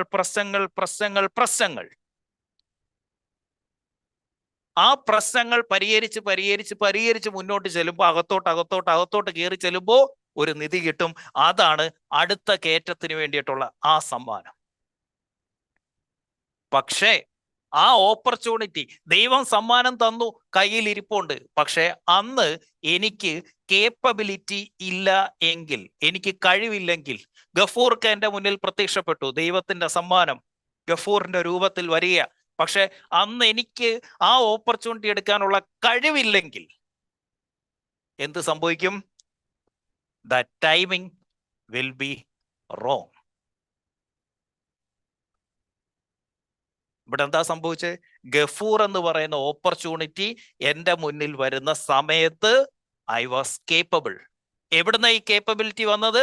കടത്തിൽ നിൽക്കുമ്പോൾ പോലും I was investing in myself, my earning ability, my closing skill, my presentation skill. അപ്പം ഇവിടെ നിൽക്കുന്ന നിങ്ങളോട് എനിക്ക് പറയാനുള്ളത്, ദൈവം രക്ഷപ്പെടാനുള്ള അവസരങ്ങൾ ഇട്ട് തന്നുകൊണ്ടേയിരിക്കുന്നുണ്ട് നിങ്ങൾക്ക്. പക്ഷെ അത് പിടിച്ചെടുക്കാനുള്ള കഴിവില്ല എന്നുള്ളതാണ് നിങ്ങളുടെ പ്രശ്നം. ആ കഴിവുണ്ടാകണമെങ്കിൽ you have to invest in your earning ability. അങ്ങനെ ഗഫൂർക്കയെ കണ്ടതിന് ശേഷം എന്താ സംഭവിച്ചത്? എൻ്റെ ഇൻകം കൂടിക്കൊണ്ടേയിരിക്കുകയാണ്. കാരണം ഞാൻ എൻ്റെ ഏണിംഗ് എബിലിറ്റി കൂട്ടിക്കൊണ്ടേയിരിക്കുന്നു, എൻ്റെ ഇൻകം കൂടുന്നു. അപ്പോഴും ഞാൻ എന്താ ചെയ്തേ? ഇവിടെ വന്ന് എനിക്ക് ഓപ്പർച്യൂണിറ്റി കിട്ടിയപ്പോൾ മായയും പപ്പുണ്ണിയും കൂടെ പറഞ്ഞ് ഞാൻ കായംകുളത്ത് വീട്ടിൽ വിട്ടു. കാരണം ഇനി എറണാകുളത്ത് റെന്റ് വേണ്ടല്ലോ. അവരെ ഞാൻ വീട്ടിൽ വിട്ടു. അപ്പം എനിക്ക് അത്രയും മൈൻഡ് ഫ്രീ ആയി. മായയുടെ അടുത്ത് ഒരൊറ്റ കാര്യം പറഞ്ഞോളൂ, എനിക്ക് കുറച്ച് സമയം തരണം. അപ്പൊ അവൾ എന്നോട് തിരിച്ചൊരൊറ്റ കാര്യം പറഞ്ഞു, ഞാൻ എന്ത് വേണേലും ചെയ്യാം, എവിടെ വേണേലും പോയി നിന്നുള്ള, എനിക്കൊരു പ്രശ്നമില്ല. പക്ഷേ എന്ന് നമ്മുടെ പ്രശ്നങ്ങളൊക്കെ തീരുന്നു, അന്ന് ഈ ലോകത്ത് എവിടെയാണെങ്കിലും എന്നെയും കൂടെ കൊണ്ടുപോയിക്കണം. അത് എറണാകുളത്തായാലും കോയമ്പത്തൂരായാലും ബാംഗ്ലൂരായാലും എവിടെയാണെങ്കിലും ഞാൻ ഓക്കെയാണ്. പക്ഷേ ഈ പ്രശ്നങ്ങൾ തീർന്നാൽ എന്നെയും കൂടെ കൂട്ടും എന്ന് ഉറപ്പ് തരണം. ഞാൻ പറഞ്ഞു, അത് നിനക്കറിയാമല്ലോ. അന്ന് അവരെ ഞാൻ എറണാകുളത്ത് നിന്ന് കായംകുളത്തേക്ക് മാറ്റി. എൻ്റെ ചെലവ് കുറച്ചു. അപ്പോ ഈ ഗ്യാപ്പ് കൂടി. കാരണം എന്താ? എൻ്റെ എക്സ്പെൻസ് ഇത്രയായിട്ട് കുറഞ്ഞു. ഇവിടെ ഞാൻ കഴിയുന്നത് ഗഫൂർക്ക തന്നിരിക്കുന്ന റെന്റിലാണ് താമസിക്കുന്നത്. ഗഫൂർക്കയുടെ ഫോണാണ് ഞാൻ യൂസ് ചെയ്യുന്നത്. ഗഫൂർക്കയാണ് എനിക്ക് ഫുഡ് മേടിച്ചു തരുന്നത്. ട്രാവലിംഗ് ഗഫൂർക്കയാണ്. എനിക്ക് ചെലവില്ല. വീട്ടില് മായയും മോനും വീട്ടിൽ നിൽക്കുക. അതുകൊണ്ട് തന്നെ വീട്ടിലെ കാര്യങ്ങളൊക്കെ അച്ഛൻ നോക്കിക്കോളും. അതുകൊണ്ട് എനിക്ക് വീട്ടിലും അയച്ചു കൊടുക്കണ്ട. അപ്പൊ എൻ്റെ എക്സ്പെൻസ് കുറഞ്ഞു. ഈ സമയത്താണ് എൻ്റെ കടം ഞാൻ വീട്ടിയത്. ഹലോ, എൻ്റെ ഏണിംഗ് എബിലിറ്റി കൂട്ടി, എൻ്റെ ഇൻകം മാക്സിമത്തിലേക്ക് എത്തിച്ചു, എൻ്റെ എക്സ്പെൻസ് പരമാവധി കുറച്ചു. അപ്പം കടം വീട്ടണമെന്നുണ്ടെങ്കിൽ ഫാമിലിയും കൂടെ കുറച്ച് സഫർ ചെയ്തേ പറ്റൂ. അതല്ലാതെ അവരെ കൊമ്പത്ത് നിർത്തിക്കൊണ്ട് നമ്മൾ മാത്രം അനുഭവിച്ച് തീർക്കാൻ പറ്റുന്നതല്ല കടം എന്ന് പറയുന്നത്. ഒന്നിച്ച് പിടിച്ചെങ്കിൽ മാത്രമേ അത് തീരത്തുള്ളൂ. For that you need support from your partner. അച്ഛൻ്റെ അമ്മയുടെ ഒന്നും സപ്പോർട്ട് വേണ്ട, വൈഫിന്റെ സപ്പോർട്ട് മസ്റ്റ് ആണ്. ആ സപ്പോർട്ട് ഇല്ലാതെ നിങ്ങൾക്ക് കടം വീട്ടുക എന്ന് പറയുന്നത് ഭയങ്കര ബുദ്ധിമുട്ടാണ്. മനസ്സിലാവുന്നുണ്ടോ? ആ സപ്പോർട്ട് നേടിയെടുക്കാൻ പറ്റണം. ഇവിടെ ഇരിക്കുന്ന ആരൊക്കെ കടം വീട്ടിയിട്ടുണ്ടോ അവരോട് ചോദിച്ചു നോക്ക്. പാർട്ട്ണറുടെ സപ്പോർട്ട് ഇല്ലായിരുന്നെങ്കിൽ നിങ്ങൾക്ക് ആ കടം വീട്ടാൻ പറ്റുമായിരുന്നോ? ഹലോ, അങ്ങനെ എൻ്റെ ഇൻകം കൂടി, എൻ്റെ എക്സ്പെൻസ് കുറഞ്ഞു. ഈ സമയത്ത് അപ്പുറത്ത് എന്ത് സംഭവിച്ചു? എൻ്റെ കടം അങ്ങ് സീറോ ആയി, എൻ്റെ ഡെറ്റ് സീറോ ആയി. അപ്പോഴും എനിക്ക് ഇൻകം കൂടിക്കൊണ്ടേയിരിക്കുന്നു.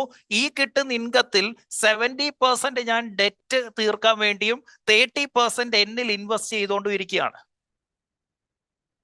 എടാ, ഒരു സുപ്രഭാതത്തിൽ എന്ത് സംഭവിച്ചു? കടം അങ്ങ് തീർന്ന്. ബെന്നിച്ചേട്ടന് മനസ്സിലാവുന്നോ? ഒരു ദിവസം കടം അങ്ങ് തീർന്നേ. അപ്പൊ ഞാൻ ഇനി ഈ 70% എന്ത് കൊടുക്കും? കൊണ്ട് കളയാൻ പറ്റുമോ? അന്ന് തുടങ്ങി ആ 70% സേവ് ചെയ്യാൻ. ഹലോ, 2019 തുടങ്ങിയതാണെന്നേ ആ 70% സേവ് ചെയ്യാൻ. അന്നും അതിൽ നിന്ന് 30% മാറ്റിവെക്കും. ആ 30% മാറ്റിവെച്ചതാണ് ദാ ഇരിക്കുന്നു മാക്ബുക്ക് എയർ, എൻ്റെ ആദ്യത്തെ ലാപ്ടോപ്പ്. തിരുവനന്തപുരത്ത് പോയി 1 ലക്ഷം രൂപയ്ക്ക് ജയകൃഷ്ണന്റെ അടുത്ത് നിന്ന് മേടിക്കുന്നതാണ് എൻ്റെ ആദ്യത്തെ മാക്ബുക്ക്, ആദ്യത്തെ ലാപ്ടോപ്പ്. ആദ്യത്തെ അല്ല, മറ്റേ 8 ബിസിനസ് ചെയ്തപ്പോൾ ഇഷ്ടം പോലെ ഉണ്ടായിരുന്നു. അതെല്ലാം കഴിഞ്ഞിട്ട് ഞാൻ ആദ്യമായിട്ട്, അതും ഈ 70% അല്ല, ഈ 30% എന്നിലുള്ള ഇൻവെസ്റ്റ്മെന്റ് ആയിരുന്നു. കിങ്സ് ക്ലബിലുള്ളവർക്ക് അറിയാം, 2000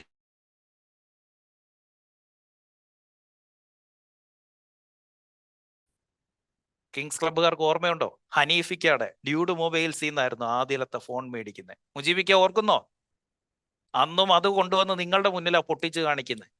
അതുവരെയൊക്കെ എൻ്റെ കയ്യിലിരുന്ന പൊട്ടിപ്പറഞ്ഞ ഫോണായിരുന്നേ. ഇന്നും ഞാൻ പറയുന്നു, 70% ഞാൻ ഇൻവെസ്റ്റ് ചെയ്യുന്നുണ്ട്, 30% ഞാൻ എന്നിൽ ഇൻവെസ്റ്റ് ചെയ്യുന്നുണ്ട്, എൻ്റെ ഏണിംഗ് എബിലിറ്റി വർദ്ധിപ്പിക്കാൻ.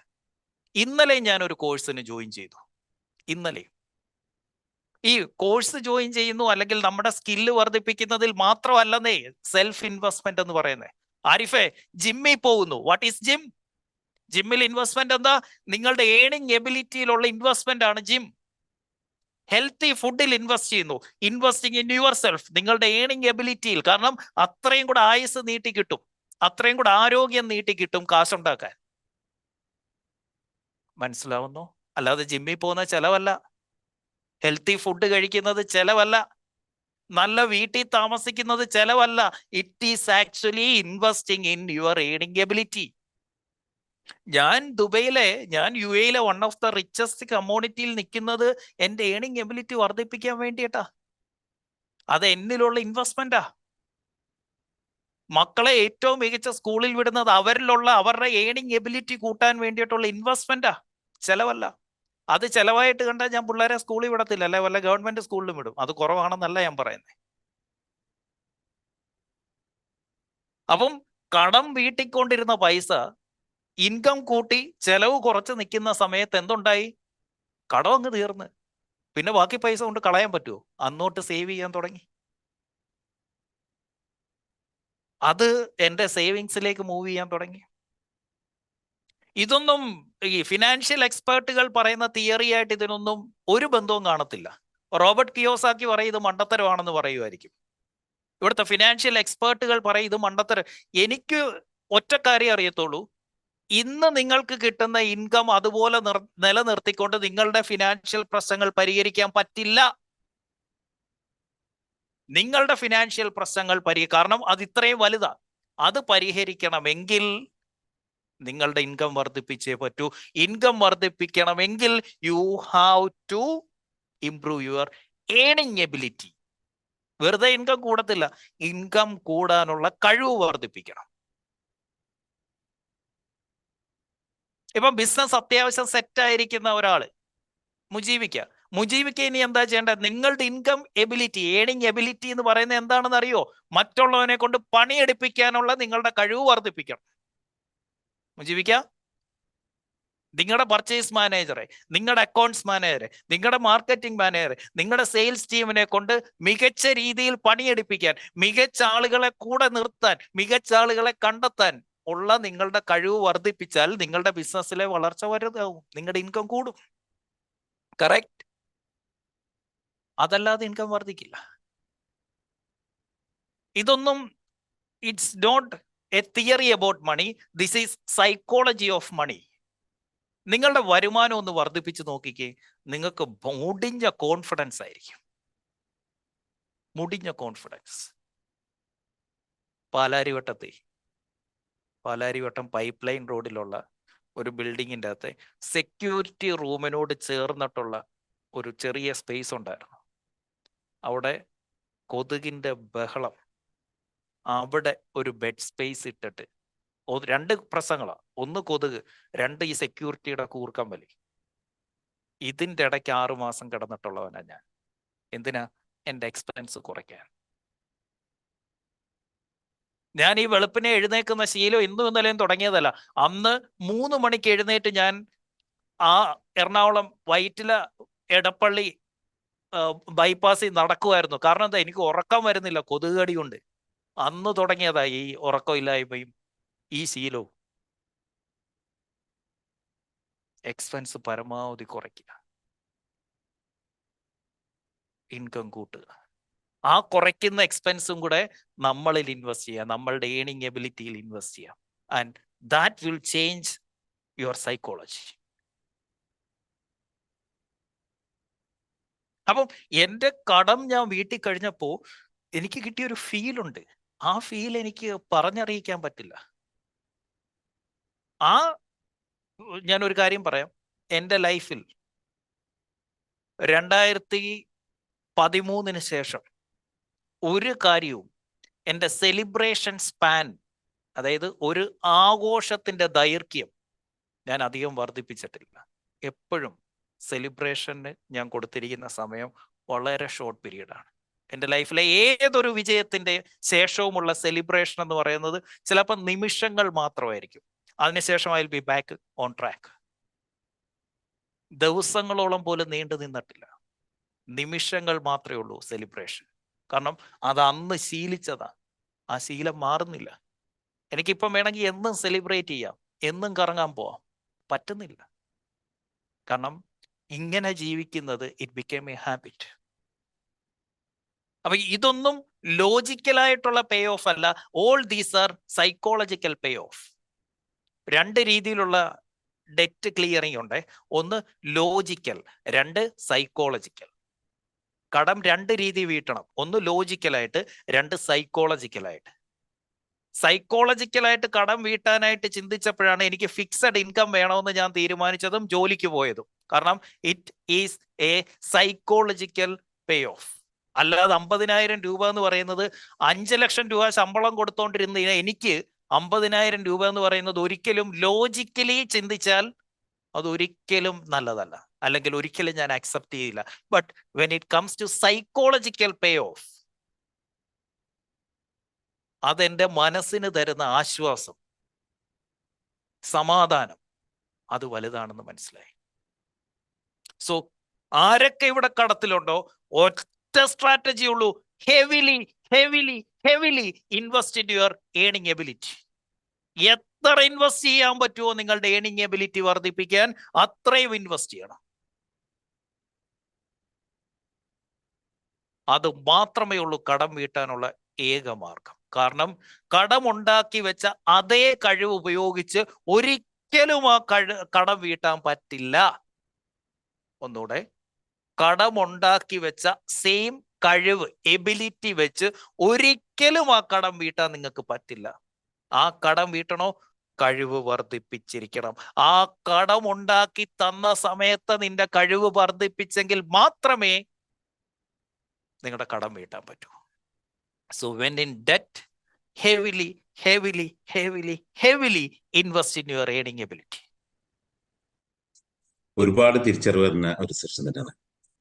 കാരണം ഞാനിവിടെ എത്തിയ സന്ദർഭവും ഇന്നത്തെ അവസ്ഥ വെച്ച് നോക്കുമ്പോഴുള്ള വ്യത്യാസങ്ങളെ പറ്റണം. കാരണം ഇതിലെ അറിഞ്ഞോ അറിയാതെയോ അതല്ലെങ്കിൽ ഫാമിലിയിൽ നിന്നുള്ള ഒരുപാട് ഇൻസ്ട്രക്ഷന്റെ ഭാഗമായിട്ടായിരിക്കാം ഒരുപക്ഷെ ആദ്യം തന്നെ ചെയ്തത് ഇതേപോലത്തെ കാര്യങ്ങൾ തന്നെയായിരുന്നു. കാരണം നമുക്ക് ഉണ്ടാവുന്ന കടങ്ങൾ അതല്ലെങ്കിൽ നമ്മളെ ലക്ഷ്യങ്ങളിലേക്ക് എത്താനുള്ള ആ മാർഗങ്ങളെ നമുക്ക് എങ്ങനെ കണ്ടെത്താം, എവിടെയൊക്കെ നമുക്ക് നമ്മുടെ എക്സ്പെൻസുകൾ കുറയ്ക്കാൻ പറ്റും. അതിന്റെ ഭാഗമായിട്ട് തന്നെയാണ് ഇന്നും അതേ ഒരു സ്റ്റൈലിൽ തന്നെ പോകുക. കാരണം നമ്മുടെ വരുമാനത്തെ എത്ര മാത്രം വർദ്ധിപ്പിക്കാൻ പറ്റും, എക്സ്പെൻസുകൾ എങ്ങനെ നമുക്ക് കുറയ്ക്കാം. ഞാനിവിടെ വന്ന സന്ദർഭത്തിൽ ആദ്യം തന്നെ ചെയ്തത്, ഒരു പ്രവാസി എന്ന നിലയ്ക്ക് പലപ്പോഴും കിട്ടുന്ന കാശിനെ നമ്മൾ എന്ത് ചെയ്യും, വേഗം നാട്ടിലേക്ക് അയച്ചു കൊടുക്കണം. ഞാൻ വരുന്ന സന്ദർഭത്തിൽ ഞാനൊരു കമ്പനിയിലായിരുന്നു ജോലി ചെയ്തിരുന്നത്. അവിടുന്ന് കിട്ടിയ സമ്പാദ്യം എൻ്റെ കസിൻ്റെ ഏൽപ്പിച്ചിട്ടാണ് ഞാൻ ഇവിടെ എത്തിയത്.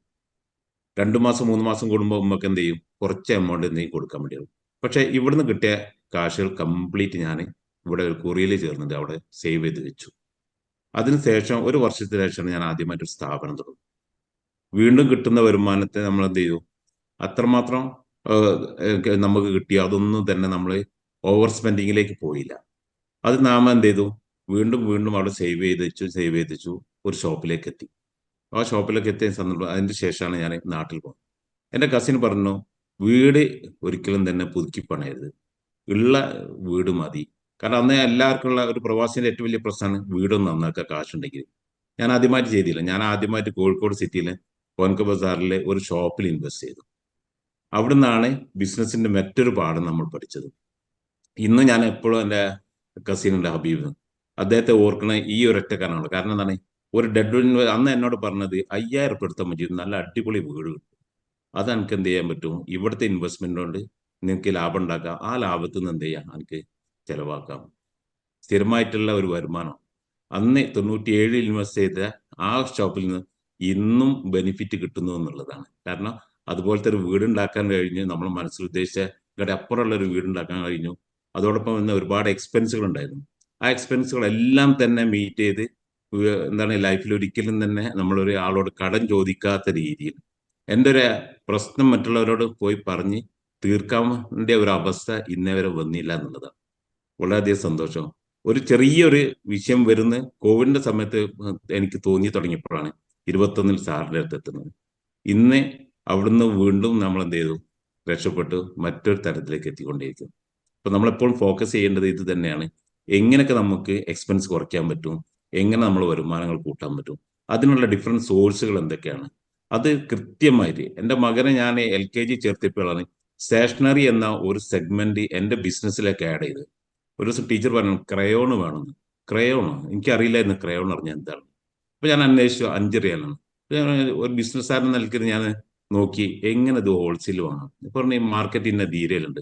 അവിടെ പോയി നോക്കുമ്പോൾ എന്താണ്, 1 റിയാൽ വില ഉള്ളൂ, 5 റിയാലിനാണ് വിൽക്കുന്നത്. അപ്പൊ ഞാൻ ഒരു ഡസം വാങ്ങി. എന്നിട്ട് എന്ത് 2 മണിക്കൂർ, 1 അല്ല 2 കൊടുത്തു. എൻ്റെ ഫ്രണ്ട്സിനാർക്കെങ്കിൽ ഫ്രീ ആണ് കൊടുത്തു, കുഴപ്പമില്ല. 10 ഞാൻ എൻ്റെ ഷോപ്പിൽ കൊണ്ടുവന്നിട്ട് എന്ത് വിറ്റു. അവിടുന്ന് ആ സ്റ്റേഷനറി എന്ന സെഗ്മെന്റ് എന്നിലേക്ക് എത്തിയത് എൻ്റെ മകന്റെ വിദ്യാഭ്യാസത്തിന് അനുവദിച്ചത്. അപ്പൊ നമുക്ക് പറ്റാവുന്ന ഇൻസൈറ്റുകൾ നമ്മൾ ഉണ്ടാക്കിയെടുക്കുക എന്നുള്ളതാണ്. കാരണം എവിടെ ആണെങ്കിലും ശരി, നമുക്ക് ഒരു ഇൻകം സോഴ്സ് ഏത് ഓപ്പർച്യൂണിറ്റി, നേരത്തെ സാർ പറഞ്ഞല്ലോ, ഏത് പ്രശ്നത്തിന്റെ ഇടയിലും ഒരു ഓപ്പർച്യൂണിറ്റി ഉണ്ട് ഉറപ്പായിട്ടും കിടക്കുന്നത്. പക്ഷെ അത് നമ്മൾ കണ്ടെത്തുക എന്നുള്ളതാണ് അതിന്റെ കഴിവ്. Thank you. ആ കണ്ടെത്തണമെങ്കിൽ ഒരു കഴിവ് വേണമെങ്കിൽ, കഴിവുള്ളവർക്ക് മാത്രമേ അത് ഒരു അവസരമാണെന്ന് കണ്ടെത്താൻ പറ്റൂ. അല്ലാത്തവൻ യെസ്. ഉടനെ പോവും ജ്യോത്സ്യനെ കാണാൻ, സമയദോഷമാണെന്ന് പറഞ്ഞു, ശത്രു സംഹാര പൂജ നടത്താൻ, അയൽക്കാരന്റെ കണ്ണുകടിയാണെന്നും പറഞ്ഞ്, അപ്പുറത്തെ വീട്ടിലെ ചേട്ടന്റെ പ്രാക്കാണെന്നും പറഞ്ഞിട്ട് അങ്ങോട്ട് പോകും. അതാണ് അവരുടെ പ്രശ്നം. യെസ്, ഷായി ചേട്ടാ. Thank you sir. ഇന്നത്തെ യെസ്, ക്ലാസ് വളരെ തുടങ്ങിയതേ ഉള്ളൂ, നല്ലൊരു തുടങ്ങിയതേ ഉള്ളൂ, തീർന്നിട്ടില്ല. ഇല്ല അല്ല ഓക്കെ വളരെ നല്ലൊരു ഇൻഫർമേഷൻ ആണ് എല്ലാവർക്കും തരുന്നത്. കാരണം എന്താ വെച്ചാൽ ബിസിനസ്സിൽ നല്ല രീതിയിൽ പോകുന്ന ആളുകൾക്കും ബിസിനസ്സിൽ മോശമായിട്ട് ഇരിക്കുന്ന ആളുകൾക്കും ഏറ്റവും ഉൾക്കൊണ്ടുകൊണ്ട് അവരുടെ ജീവിതത്തിൽ എന്നേക്കും ഇത് കൊണ്ടു നടക്കാൻ പറ്റുള്ള ഒരു ഇൻഫർമേഷൻ ആണ് തന്നിട്ടുള്ളത്. കാരണം എൻ്റെ ഒരു ജീവിതാനുഭവം വെച്ചിട്ട് ഞാനൊന്ന് പറഞ്ഞോട്ടെ. അതാണ് കേൾക്കണ്ടേ. ഓക്കെ, അതായത് നല്ല 27 വർഷത്തോളമായി സൗദി അറേബ്യയിൽ വന്നിട്ട് നല്ലൊരു രീതിയിലായിരുന്നു എൻ്റെ ഒരു യാത്ര ഉണ്ടായിരുന്നത്, ജേണി ഉണ്ടായിരുന്നത്. അത്യാവശ്യം നല്ല വെൽത്തി ആയിട്ടും നല്ല രീതിയിൽ നടന്നിട്ടുണ്ടായിരുന്നു എൻ്റെ ബിസിനസ്സുകൾ. ഈ ബിസിനസ്സുകൾ നന്നായിട്ട് നടക്കുന്ന സമയത്ത് നമുക്ക് ഒരുപാട് ഓപ്പർച്യൂണിറ്റികൾ വരും നമ്മുടെ മുന്നിൽ. ഈ വരുന്ന സംഭവങ്ങള് പലതിലും പല ഫേക്കുകൾ ഉണ്ടാവും, നല്ല രീതിയിൽ ഒറിജിനൽ ആയിട്ടുള്ള ആളുകൾ ഉണ്ടാവും, നമുക്ക് തിരിച്ചറിയാൻ അവസ്ഥയും കൂടി ഉണ്ടാവും. ഇതെല്ലാം നമ്മൾ എന്ത് ചെയ്യും, ഈ പുതിയ ബിസിനസ് എന്നുള്ളൊരു മേഖലയിലേക്ക് നമ്മളെ കൊണ്ടെത്തിക്കും. ഇവര് പറഞ്ഞുകൊണ്ട് നമ്മളെ വഴി തെറ്റിപ്പിക്കും. വഴി തെറ്റിക്കുന്നതോട് കൂടിയിട്ട് എന്താവും, നമ്മൾ അതിലേക്ക് നല്ല രീതിയിൽ ഇൻവെസ്റ്റ്മെന്റ് നടത്തും. ഈ ഇൻവെസ്റ്റ്മെന്റ് നടത്തുന്നതോട് കൂടിയിട്ട് നമ്മൾ ആ ക്യാഷ് അവിടെ ബ്ലോക്ക് ആവും. ക്യാഷ് ബ്ലോക്ക് ആവുക എന്നുള്ളത് മാത്രമല്ല, എന്നിട്ട് പിന്നെ അടുത്ത ഒരു ക്യാഷ് കൂടി ഇൻവെസ്റ്റ് ചെയ്യാൻ വേണ്ടിയിട്ട് ഇവര് നമ്മളെ നന്നായിട്ട് പ്രോത്സാഹിപ്പിക്കുകയും ചെയ്യും. നമ്മളുടെ പ്രോപ്പർട്ടി മറ്റുള്ള കാര്യങ്ങളും എല്ലാം വെച്ചിട്ട് നമ്മൾ എന്ത് ചെയ്യും, ഇതിലേക്ക് ഇൻവെസ്റ്റ് ചെയ്യുകയും ചെയ്യും. പിന്നെ ഇതൊന്നും നമുക്ക് കിട്ടാത്തൊരവസ്ഥ വരികയും ചെയ്യും. നമ്മൾ ഈ ഒരു ക്രെഡിറ്റ്, നമ്മളെ ക്യാഷ് പോയല്ലോ, അതിനെ എങ്ങനെയും നേടിയെടുക്കാൻ വേണ്ടിയിട്ട് പല കാര്യങ്ങളും ചെയ്യും. അങ്ങനെ ഒരു ഏകദേശം ഒരു 3-4 വർഷത്തോളം ഞാൻ അനുഭവിച്ചിട്ടുള്ള ഒരു വേദന ഭയങ്കരമായിട്ടുണ്ടായിരുന്നു. പിന്നീട് എനിക്ക് മനസ്സിലായി എൻ്റെ ഒരു മേഖല, അതായത് എനിക്ക് വേണ്ട, ഞാൻ ഇതിൽ നിന്ന് തിരിച്ചറിവ് എനിക്ക് വന്നു. ഈ തിരിച്ചറിവ് വന്നതിന്റെ ശേഷം ഞാൻ വീണ്ടും സൗദി അറേബ്യയിലെത്തി. ഇവിടെ ഒരു കൺസൾട്ടിങ് കമ്പനി തുടങ്ങി. അതായത് ഇവിടെ എല്ലാ ആളുകൾക്കും കമ്പനി ഫോർമേഷൻ ചെയ്തു കൊടുക്കാൻ വേണ്ടിയിട്ട്, അതായത് സ്വന്തം പേരിൽ ബിസിനസ് ചെയ്തു കൊടുക്കാനുള്ള ഒരു സംഭവം ചെയ്തു. അങ്ങനെ മീഡിയയിൽ ഞാൻ എൻ്റെ പരസ്യങ്ങളും മറ്റുള്ള കാര്യങ്ങളൊക്കെ ചെയ്തു. അതിൽ നിന്ന് നല്ല രീതിയിലൊരു ഇൻകം എനിക്ക് വന്നുകൊണ്ട്, പക്ഷെ എന്നെ പ്രശ്നങ്ങളാക്കിക്കൊണ്ടിരിക്കുന്ന പിന്നെയും നമ്മുടെ ഈ ബാങ്ക് ലോൺ എന്നുള്ളൊരു വിഷയമുണ്ട് അവിടെ. നമ്മൾ ഒരിക്കലും ബിസിനസ് ചെയ്തുകൊണ്ടിരിക്കുന്ന സമയത്ത് നമുക്ക് നല്ല രീതിയിൽ ഒരു ഇൻകം സോഴ്സ് നല്ല രീതിയിൽ വരുന്നുണ്ട് എന്നുണ്ടെങ്കിൽ മാത്രമേ ബാങ്ക് ലോണായിട്ട് നമ്മൾ പോകാവൂ, അല്ലെങ്കിൽ ആളുകളിൽ നിന്ന് കടം മേടിക്കാവൂ. ഒരിക്കലും നമ്മളുടെ പ്രോപ്പർട്ടി, നമ്മൾ സ്വന്തം നിൽക്കുന്ന പ്രോപ്പർട്ടിയോ അല്ലെങ്കിൽ വേറെ ഏതെങ്കിലും പ്രോപ്പർട്ടിയോ വെച്ചിട്ട് നമ്മൾ ഒരിക്കലും ബാങ്ക് ലോൺ എടുത്തു പോകരുത്. കാരണം എന്താണെന്ന് വെച്ചാൽ നമുക്കത് തിരിച്ച് അടയ്ക്കാനുള്ള ഒരു ബുദ്ധിമുട്ട് വളരെ പിന്നീടാണ് മനസ്സിലാവുക. കാരണം എന്തെന്ന് വെച്ചാൽ നമ്മൾ അനുസരിച്ച് നേരത്തെ പറഞ്ഞ പോലെ നമുക്ക് നല്ലൊരു ഗ്രോത്ത് ഉണ്ടാവും, പക്ഷെ ആ ഗ്രോത്തിൽ നിന്ന് പിന്നെ നമുക്കൊരു താഴോട്ടുള്ള ഇറക്കുണ്ട്. ഈ ഇറക്കത്ത് നമുക്ക് ഈ ലോണ് വലിയൊരു ബാധ്യതയായിട്ട് മാറും. ഞാൻ ശരിക്കും അത് ഭയങ്കരമായിട്ട് ഫേസ് ചെയ്തത് കൊണ്ട് തന്നെ എനിക്ക് അതിന്റെ ആ ഒരു ബുദ്ധിമുട്ട് എത്രത്തോളം ഉണ്ടായിട്ടുണ്ട് എന്നുള്ളത് വളരെ നല്ല രീതിയിൽ ഇന്നും ഞാൻ അതിന്റെ അനുഭവിക്കുന്ന ഒരു വ്യക്തിയാണ്. ആ ആ ഒരു ആ ഒരു ആ ഒരു അനുഭവത്തിന്റെ വെളിച്ചത്തിൽ പറയാണ്. അതായത് ഞാൻ പറഞ്ഞില്ലേ, നല്ല രീതിയിൽ എനിക്ക് ഒരുപാട് സ്ഥലങ്ങൾ ഉണ്ടായിരുന്നു, ഒരുപാട് ബിൽഡിങ്സുകൾ ഉണ്ടായിരുന്നു. ഇതെല്ലാം എനിക്ക് ബാങ്ക് ലോണിന്റെ പേരിൽ ഒഴിവാക്കേണ്ടി വന്നു. ഞാനൊരു ട്രബിളിൽ പെട്ടുപോയി. അപ്പൊ അതുകൊണ്ട് തന്നെ ആളുകൾക്ക് നമ്മൾ കാശ് ഉണ്ടായി എന്നുള്ളത് കൊണ്ട് സേഫ് ആയി എന്നുള്ളൊരു തീരുമാനത്തിലെത്തരുത്. പക്ഷെ അത് സേഫ് ആവണമെന്നുണ്ടെങ്കിൽ നമ്മൾക്ക് ക്യാഷ് വരുന്നുണ്ട് എന്നുള്ളത് മനസ്സിലാക്കിക്കൊണ്ട് തന്നെ നമ്മളെ പറ്റിക്കാൻ വേണ്ടിയിട്ട് ഒരു സമൂഹം കൂടി നമ്മുടെ കൂട്ടത്തിലുണ്ട് എന്നുള്ളത് മനസ്സിലാക്കുക. എപ്പോഴും ആ ഒരു അവയർനെസ് നമ്മൾക്ക് ഉണ്ടായി കഴിഞ്ഞാൽ എന്താ വെച്ചാൽ നമുക്ക് നമ്മുടെ ജീവിതത്തിൽ ആ ഒരു ഉയർച്ച പിന്നീട് നന്നായിട്ട് കാണാനും സാധിക്കും. Thank you sir. Yes Anoop, ഞാൻ ഇപ്പൊ തിരിച്ചു വരാം, അനൂപിലേക്ക് പോരാം.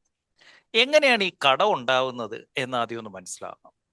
കടം ഉണ്ടാകുന്നത് ഇത് എൻ്റെ എബിലിറ്റി, എൻ്റെ കഴിവാണേ. ഞാനൊരു വീട് വെക്കാൻ ആഗ്രഹിക്കുന്നു, ഒരു വീട് വെക്കാൻ പ്ലാൻ ചെയ്യാം. എൻ്റെ കഴിവ് അനുസരിച്ച് വെക്കുകയാണെങ്കിൽ അങ്ങ് അറ്റം പോയി കഴിഞ്ഞാൽ ഒരു 20 ലക്ഷം രൂപയുടെ വീട് വെക്കാൻ പറ്റും ഒരു സിറ്റുവേഷനിൽ. പക്ഷേ എൻ്റെ ആഗ്രഹം 50 ലക്ഷം രൂപയുടെ വീട് വേണം. പക്ഷെ എൻ്റെ കഴിവോ 20 ലക്ഷം. ഞാൻ എന്ത് ചെയ്യും? ബാക്കി 30 ലക്ഷം രൂപ കടമെടുക്കും. എൻ്റെ കഴിവ് 5 ലക്ഷം രൂപയുടെ കാറ് മേടിക്കാനാ. പക്ഷെ എൻ്റെ ആഗ്രഹം 30 ലക്ഷം രൂപയുടെ കാറ് വേണം. ഞാൻ എന്ത് ചെയ്യും? 25 ലക്ഷം രൂപ കടമെടുക്കും. എൻ്റെ കഴിവ് 2 ലക്ഷം രൂപയുടെ ബിസിനസ് ചെയ്യാനാ. പക്ഷെ എൻ്റെ ആഗ്രഹം 20 ലക്ഷം രൂപയുടെ ബിസിനസ് ചെയ്യാനാ. ഞാൻ എന്ത് ചെയ്യും? 18 ലക്ഷം രൂപ കടമെടുക്കും. എങ്ങനെയാണ് ഈ കടം ഉണ്ടാകുന്നത്? എങ്ങനെയാണ് ഈ കടം ഉണ്ടാകുന്നത്? നിങ്ങളുടെ കഴിവ് ഇവിടെയും നിങ്ങളുടെ ആഗ്രഹങ്ങൾ ഇവിടെയും. ആഗ്രഹത്തിനനുസരിച്ച് കഴിവില്ല. കഴിവ് ഇത്രയും, ആഗ്രഹം ഇത്രയും. ആർക്കൊക്കെ ഈ ഗ്യാപ്പ് ഉണ്ടോ അവർക്കൊക്കെ കടം ഉണ്ടായിരിക്കും. ഹലോ, ആർക്കൊക്കെ കഴിവ് കുറവും ആഗ്രഹം വലുതുമാണോ അവർക്കൊക്കെ കടം ഉണ്ടാവും. അപ്പം ഈ കഴിവുള്ളവർക്ക് എന്താണ് ഗുണം? അവർക്ക് എന്താണോ വേണ്ടത് അതിനനുസരിച്ചിട്ടുള്ള എബിലിറ്റി അവർക്കുണ്ട്. ഇപ്പൊ പൃഥ്വിരാജ് കഴിഞ്ഞ ദിവസം 30 കോടി രൂപയുടെ വില്ല മേടിച്ചു മുംബൈയിൽ. ഏറ്റവും റിച്ചസ്റ്റ് ആളുകൾ താമസിക്കുന്നിടത്ത് 30 കോടി രൂപയുടെ വീട് മേടിച്ചു. ഇത് കണ്ടോണ്ട് മറ്റൊരാൾ അങ്ങോട്ടേക്ക് പോവാണ്, എനിക്കും വേണം അവിടെ 30. ഈ പൃഥ്വിരാജിനെ സംബന്ധിച്ച് 30 കോടി എന്ന് പറയുന്നത് 30 ദിവസം കൊണ്ടുണ്ടാക്കാൻ പറ്റും, അല്ലെങ്കിൽ ഒരു വർഷം കൊണ്ടുണ്ടാക്കാൻ പറ്റും. മറ്റവനെ സംബന്ധിച്ച് ഒരു ജന്മം കൊണ്ടുപോലും അതുണ്ടാക്കാൻ പറ്റില്ല. അവൻ പോയിട്ട് ബാങ്ക് ലോൺ കൊടുക്കും. അവന്റെ ബിസിനസ് കാണിച്ചോ അല്ലെങ്കിൽ എന്ത് കാണിച്ചാലും ലോൺ കൊടുക്കും. ഇവൻ പോയിട്ട് വീട് മേടിക്കുക. പക്ഷെ ഇവന്റെ എബിലിറ്റി ഇവിടെയാ. പൃഥ്വിരാജിന്റെ എബിലിറ്റിയോ അതുക്കും എത്രയോ മേലെ. അപ്പം അപ്പുറത്തെ വീട്ടിലെ ചേട്ടൻ പുതിയ കാറ് മേടിച്ചത് കൊണ്ട് ഇപ്പുറത്തെ വീട്ടിലെ നമ്മൾ മേടിക്കണമെന്ന് പറയരുത്. ആ ചേട്ടൻ അതിനുള്ള എബിലിറ്റി ഉള്ളത് കൊണ്ടായിരിക്കാം മേടിച്ച, അല്ലെങ്കിൽ ഇതുകൂട്ടൊരു മണ്ടനായിരിക്കാം അയാളും. അപ്പം ആ ചേട്ടൻ മേടിച്ചോട്ടെ. ഇനി ആ ചേട്ടൻ പോട്ടെ, അപ്പുറത്തെ വീട്ടിലെ ചേട്ടൻ പോട്ടെ. ഇവിടുത്തെ ഏറ്റവും വലിയ പ്രശ്നം, കൂടപ്പിറപ്പ് വലിയൊരു വീട് വെച്ചു, അപ്പൊ എനിക്കും വീട് വെക്കണം.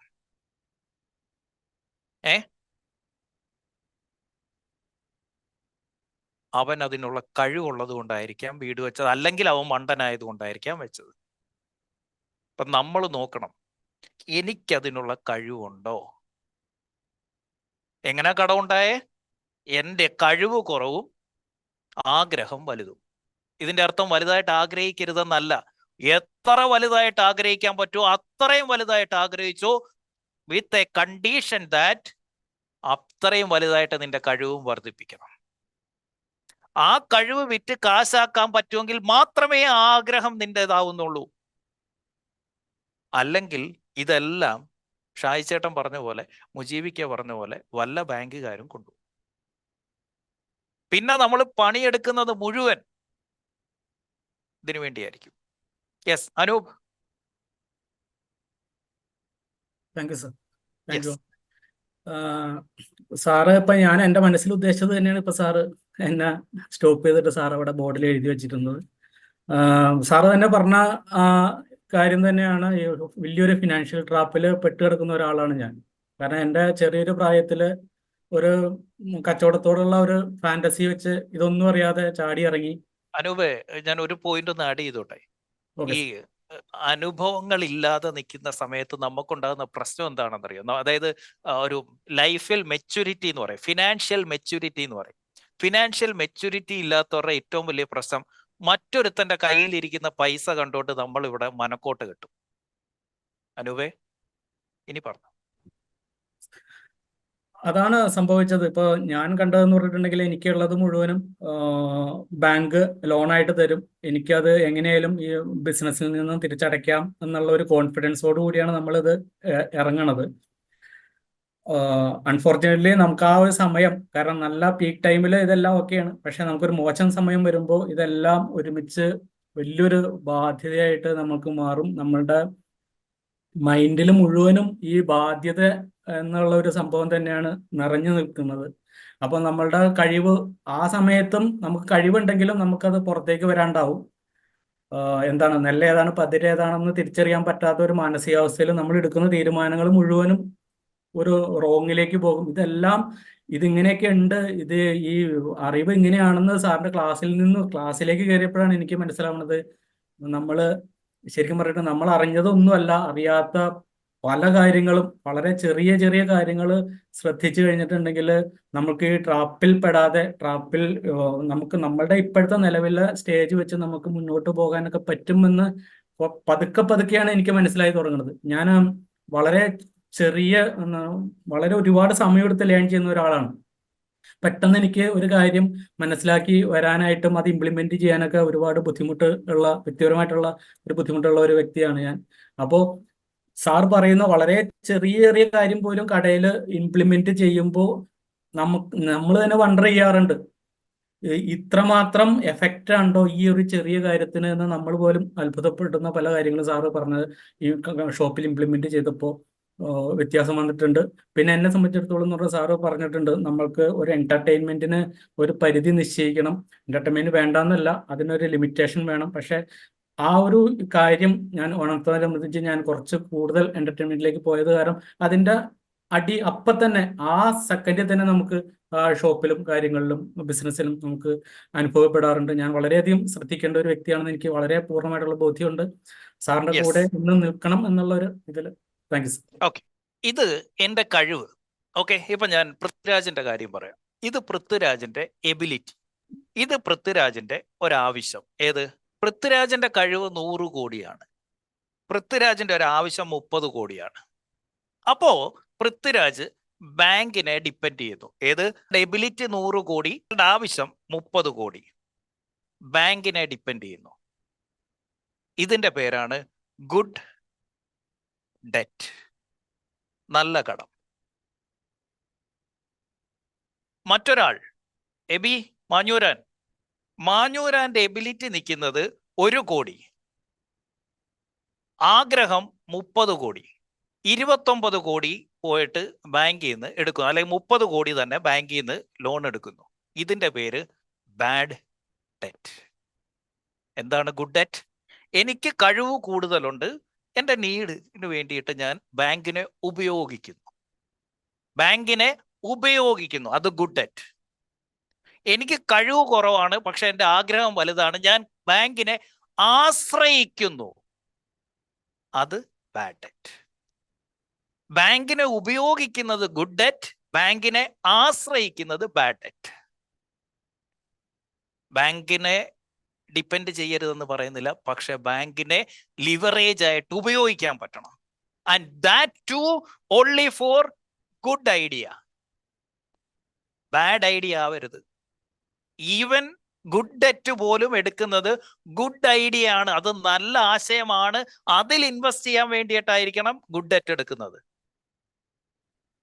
നിങ്ങളുടെ എബിലിറ്റി കൂടുതലാണ്, ആവശ്യം ചെറുതാണ്, ബാങ്കിനെ ഡിപ്പെൻഡ് ചെയ്യുന്നു, പക്ഷെ അതൊരു ബാഡ് ഐഡിയ ആണെങ്കിൽ ഉള്ളതും കൂടെ നീ കൊണ്ടുപോയി നശിപ്പിക്കും.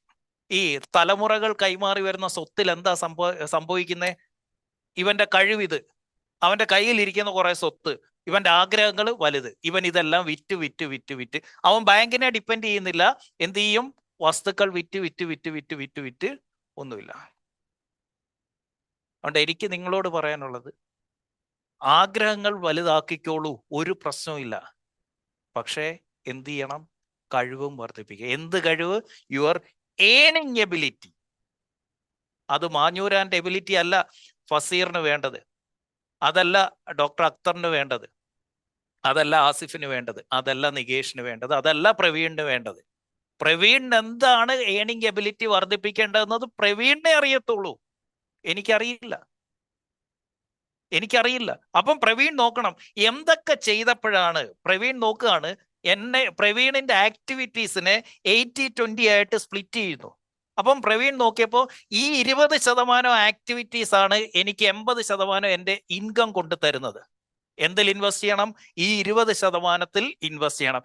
എന്തൊക്കെ ഇൻവെസ്റ്റ് ചെയ്യണം? Time and money. അപ്പൊ എന്തായി? ഈ 20% കാര്യങ്ങൾക്ക് വേണ്ടി കൂടുതൽ ശ്രദ്ധ കൊടുക്കും. അപ്പൊ ഇതൊക്കെ എന്താക്കും? ഇതൊക്കെ ജീവിതത്തിൽ നിന്ന് ഒഴിവാക്കും. ഇതാണ് ടൈം മാനേജ്മെന്റ്. കൂടുതൽ സമയം എൻ്റെ ഏണിംഗ് എബിലിറ്റിക്ക് കൊണ്ടുവരുന്ന ഇൻകം സോഴ്സുകൾക്ക് വേണ്ടിയിട്ട് എൻ്റെ സമയം മാറ്റിവെക്കുന്നതാണെന്ന് ടൈം മാനേജ്മെന്റ്. അപ്പോ ബാങ്കിനെ ആശ്രയിക്കുന്നത് ബാഡ് ഡെറ്റ്, ബാങ്കിനെ ഉപയോഗിക്കുന്നത് ഗുഡ് ഡെറ്റ്. ഇനി ചിന്തിക്കുക, ബാങ്കിലേക്ക് പോകുമ്പോൾ, ബാങ്കിനെ കുറിച്ച് ചിന്തിക്കുമ്പോൾ ഞാൻ അതിനെ ആശ്രയിക്കുകയാണോ, ഞാൻ അതിനെ ഉപയോഗിക്കുകയാണോ? Only for good idea. Condition ഉണ്ട്, ബിഗ് കണ്ടീഷൻ. അത് ഗുഡ് ഐഡിയക്ക് ആയിരിക്കണം. ബാങ്കിനെ ഉപയോഗിക്കുകയാണെങ്കിൽ പോലും only for proven good idea. എന്തുകൊണ്ടാണ് ഇങ്ങനെ ചെയ്യാൻ പറയുന്നത്? എന്തുകൊണ്ടാണ് ചെയ്യാൻ പറയുന്നത്? Good debt feed you. Good debt എന്ത് ചെയ്യും? It will feed you. But bad debts eats you. അത് നമ്മളെ തിന്നും. ഇത് നമ്മളെ തീറ്റിക്കും. ഏത്? Good debt. It will feed you. This will eat you. So bad debts eats you, good debts feeds you. എഴുതിക്കോ. Bad debts eats you, good debts feeds you. So കടം മേടിക്കുന്നത് എന്തിന്റെ അടിസ്ഥാനത്തിലായിരിക്കണം? ആഗ്രഹത്തിന്റെ അടിസ്ഥാനത്തിലല്ല, മറിച്ച് കഴിവിന്റെ അടിസ്ഥാനത്തിൽ. ആ റേഷ്യോ എപ്പോഴും ഉറപ്പുവരുത്തണം. സോ എന്തൊരു ഇൻവെസ്റ്റ്മെന്റ് എൻ്റെ ഏണിംഗ് എബിലിറ്റി വർദ്ധിപ്പിക്കാൻ വേണ്ടിയിട്ട് പറ്റുമോ, അതെല്ലാം good investment. Good investment. Good investment. So നമ്മൾ ശ്രദ്ധിക്കേണ്ടത് മുഴുവൻ ഓപ്പർച്യൂണിറ്റി വരും, ഉറപ്പായിട്ടും വരും. അവസരം ഇങ്ങനെ വന്നുകൊണ്ട്, പ്രത്യേകിച്ച് പ്രതിസന്ധികളിൽ നിൽക്കുന്നവർക്ക് ഇഷ്ടം പോലെ ഓപ്പർച്യൂണിറ്റി വരും. ആ ഓപ്പർച്യൂണിറ്റി വരുമ്പോൾ എനിക്കതിനുള്ള കേപ്പബിലിറ്റി, എബിലിറ്റി ഉണ്ടോ എന്നുള്ളതാണ് പ്രശ്നം. അപ്പം ചിലരെന്നോട് ചോദിക്കും, ഈ സോഷ്യൽ മീഡിയയിലൊക്കെ കമന്റ് വരുന്നതാണ്, സാർ എനിക്കൊന്ന് രക്ഷപ്പെട്ടിട്ട് വേണം കിങ്സ് ക്ലബിൽ സാറിന്റെ മുന്നിൽ വന്നിരിക്കാൻ. എടാ, നീ രക്ഷപ്പെടണമെങ്കിൽ കിങ്സ് ക്ലബിൽ വരണം. I'm not talking about Kings club. നീ രക്ഷപ്പെടണമെങ്കിൽ നീ നിന്നിൽ ഇൻവെസ്റ്റ് ചെയ്യണം. അല്ലാതെ രക്ഷപ്പെട്ടിട്ട് വേണം എനിക്ക് എന്നിൽ ഇൻവെസ്റ്റ് ചെയ്യാൻ. എങ്ങനെ രക്ഷപ്പെടും? എങ്ങനെ രക്ഷപ്പെടും? ഇവിടെ എന്ത് ചെയ്യണം? ലിവറേജ് ഉപയോഗിക്കണം. ഇപ്പൊ കിങ്സ് ക്ലബ് ആണെങ്കിൽ എന്റെ ലിവറേജ്, എന്നെ ഉപയോഗിക്കണം, ഈ ടീമിനെ ഉപയോഗിക്കണം, അവരുടെ അനുഭവങ്ങൾ ഉപയോഗിക്കണം, അവരുടെ ഉപദേശങ്ങൾ ഉപയോഗിക്കണം. All these are leverages. നിങ്ങളിൽ പലരും ഇപ്പോഴും എൻ്റെ ക്ലാസ്സുകളെ മാത്രമാണ് കിങ്സ് ക്ലബിൽ ഉപയോഗിക്കുന്നത്. ഞാൻ വീണ്ടും പറയുന്നു, ഞാനായിരുന്നു നിങ്ങളുടെ സ്ഥാനത്തെങ്കിൽ ഈ കിങ്സ് ക്ലബിനെ ഞാൻ കരിമ്പും ജ്യൂസ് പോലെ ഞാൻ ഊറ്റിപ്പിഴിഞ്ഞെടുത്തേനെ. ആരുടെയും കയ്യിൽ നിന്ന് കടം മേടിക്കുമെന്നല്ല, ആരുടെ അടുത്ത് ഞാൻ സഹായം അഭ്യർത്ഥിക്കുക എന്നല്ല, അവരിൽ നിന്ന് എനിക്ക് വേണ്ട മെന്റേഴ്സിനെ ഞാൻ കണ്ടെത്തിയേനെ. എപ്പോഴേ ഒരു മാസ്റ്റർ മൈൻഡ് ഗ്രൂപ്പ് ഞാൻ ഉണ്ടാക്കിയേനെ. എനിക്ക് സഹകരിക്കേണ്ട 5 പേരെ കിങ്സ് ക്ലബിൽ നിന്ന് ഞാൻ കണ്ടെത്തിയേനെ. ആ 5 പേരുമായിട്ടായിരിക്കും എൻ്റെ ലൈഫിൽ ആ ദിവസങ്ങൾ മുഴുവൻ ഞാൻ ഏറ്റവും കൂടുതൽ സമയം ചെലവഴിക്കുന്ന ആ 5 പേരുമായിട്ടായിരിക്കും. ഇവിടെ ഇപ്പം ആരെ അങ്ങോട്ടും ഇങ്ങോട്ടും മെസ്സേജ് അയച്ചാലോ, ഒരു 10 മിനിറ്റ് എനിക്കൊന്ന് സംസാരിക്കണമെന്ന് പറഞ്ഞാലും ഈ കിങ്സ് ക്ലബിലുള്ള ഒരാൾ പോലും വേണ്ടെന്ന് പറയില്ല. കാരണം നമ്മളുടെ അറിവ് മറ്റൊരാൾക്ക്, നമ്മളുടെ എക്സ്പീരിയൻസ് മറ്റൊരാൾക്ക് പകർന്നു കൊടുക്കുന്ന അത്രയും വലിയ ചാരിറ്റി ഈ ലോകത്ത് വേറെ ഇല്ല. എൻ്റെ അനുഭവങ്ങൾ, എൻ്റെ അറിവുകൾ മറ്റൊരാൾക്ക് സഹായകരമാകുന്ന രീതിയിൽ പറഞ്ഞു കൊടുക്കുന്ന അത്രയും വലിയ ചാരിറ്റി നിങ്ങൾ കോടികൾ കൊടുത്താലും കിട്ടില്ല. അത്രയും പുണ്യം. നിങ്ങൾ ആർക്കും കടം കൊടുക്കണ്ട, പക്ഷെ നിങ്ങളെ കൊണ്ട് പറ്റുന്ന രീതിയിൽ നിങ്ങളുടെ അനുഭവം അവർക്ക് പറഞ്ഞു കൊടുക്കും. അത് എനിക്ക് തോന്നുന്നില്ല കിങ്സ് ക്ലബിൽ ഒരാൾ പോലും, റോയ് ചേട്ടനെയൊക്കെ എത്ര പേര് വിളിക്കാറുണ്ട്, മുജീബിക്കൊക്കെ എത്ര പേര്, വിജയൻ ചേട്ടനെ, ആനന്ദിനെ, ഇവരെയൊക്കെ. ഇന്നലെയും ആനന്ദും പ്രതീക്ഷ ഒന്നിച്ചില്ലായിരുന്നോ? ഇന്നലെയോ day before yesterday I think. നിങ്ങൾ എന്തായിരുന്നു സംസാരിക്കുന്നത്? നിങ്ങൾ അങ്ങോട്ടും ഇങ്ങോട്ടും ആശയങ്ങൾ കൈമാറുകയാണ്. പ്രതീഷിന്റെ ബ്രെയിൻ ആനന്ദ് പഠിക്കുന്നു, ആനന്ദിന്റെ ബ്രെയിൻ ആ ലിവറേജ് പ്രതീഷ് ഉപയോഗിക്കുന്നു. ആനന്ദ് അല്ല, ഇപ്പം എനിക്കിപ്പോ ഒരു ചാലഞ്ച് എന്ന് വെച്ചാൽ ഓഫീസിലെ റിസോഴ്സസ് ആണ്. അപ്പം പ്രതീഷ് ഈ AI വെച്ച് കുറെ കാര്യങ്ങൾ ചെയ്യുന്നുണ്ട്. അത് ചോദിക്കാൻ അല്ലെ പ്രതീക്ഷ എനിക്കൊന്ന് കാണണമെന്ന് പറയാൻ ആനന്ദിന് എന്തെങ്കിലും നാണക്കേടോ എന്തെങ്കിലും ഈഗോ പ്രശ്നം ഉണ്ടായിരുന്നോ? ഇല്ല ഇല്ല, ഒരിക്കലും ഇല്ല. എടോ, രക്ഷപ്പെടുന്നവൻ, വിവരമുള്ളവൻ, ബുദ്ധിയുള്ളവൻ, എബിലിറ്റി ഉള്ളവൻ ഒരിക്കലും മടിക്കത്തില്ലെന്നേ. ഇതാരെയും മടിച്ച് പിന്നോട്ട് നിൽക്കുന്നത്? You are in the same community, Kings club. ഇപ്പം നിങ്ങൾ അതിന്റെ ഇനിഷ്യേറ്റീവ് എടുക്കുന്നില്ലെന്ന് അറിഞ്ഞുകൊണ്ടാണ് ദാണ്ട് ഇപ്പം നമ്മളായിട്ട് തന്നെ ഓരോ ജില്ലാ കമ്മിറ്റികളായിട്ട് ക്ലബ്ബുകളായിട്ട് രൂപീകരിച്ചിട്ട് ഇന്നലെ കൊല്ലം, പത്തനംതിട്ട, ആലപ്പുഴ ഒക്കെ കൂടി ഇന്നിപ്പം 2 ടീമിന്റെ ഉണ്ട്, നാളെ ഉണ്ട്. അവിടെയും ഞങ്ങളെ കൊണ്ട് പറ്റുന്നതൊക്കെ ചെയ്തു തരിക. എടോ, ഇതിലിരിക്കുന്നവരുടെ അനുഭവങ്ങളുണ്ടല്ലോ, നിങ്ങൾ വിചാരിക്കും നിങ്ങൾ ഫേസ് ചെയ്യുന്നതാണ് ഈ ലോകത്തെ ഏറ്റവും വലിയ പ്രശ്നം. അതൊക്കെ വർഷങ്ങൾക്ക് മുന്നേ മറികടന്ന് പോയവർ ഇതിലുണ്ടെന്നേ. ഈ അസ്മലിക്കൊക്കെ കണ്ട് ഇവിടെ ഇരിക്കുന്നില്ലേ? നിങ്ങളൊക്കെ എന്താ വിചാരിച്ചിരിക്കുന്നത്? അവരൊക്കെ ചുമ്മാതെ വന്ന് അങ്ങ് രക്ഷപ്പെട്ടു പോയതാണെന്നോ? അസ്മലിക്ക, ഞാൻ കിങ്സ് ക്ലബിലുള്ള, എൻ്റെ പേര് അനൂപ്, എനിക്ക് ഇതാണ്ട് ഇങ്ങനെ ഒരു പ്രശ്നത്തിൽ നിൽക്കുക.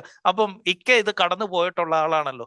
അപ്പം എങ്ങനെയായിക്ക ഞാൻ എന്താ ചെയ്യേണ്ടത്? എൻ്റെ മുന്നിൽ ദാണ്ട് 1 2 3 ഇത്രയും ഓപ്ഷൻസ് ഉണ്ട്. ഞാൻ ഇതിൽ ഏതായിക്കാ തിരഞ്ഞെടുക്കണ്ടേ? അതോ ഇതിനേക്കാൾ മികച്ച എന്തെങ്കിലും ഓപ്ഷൻ ഉണ്ടോ?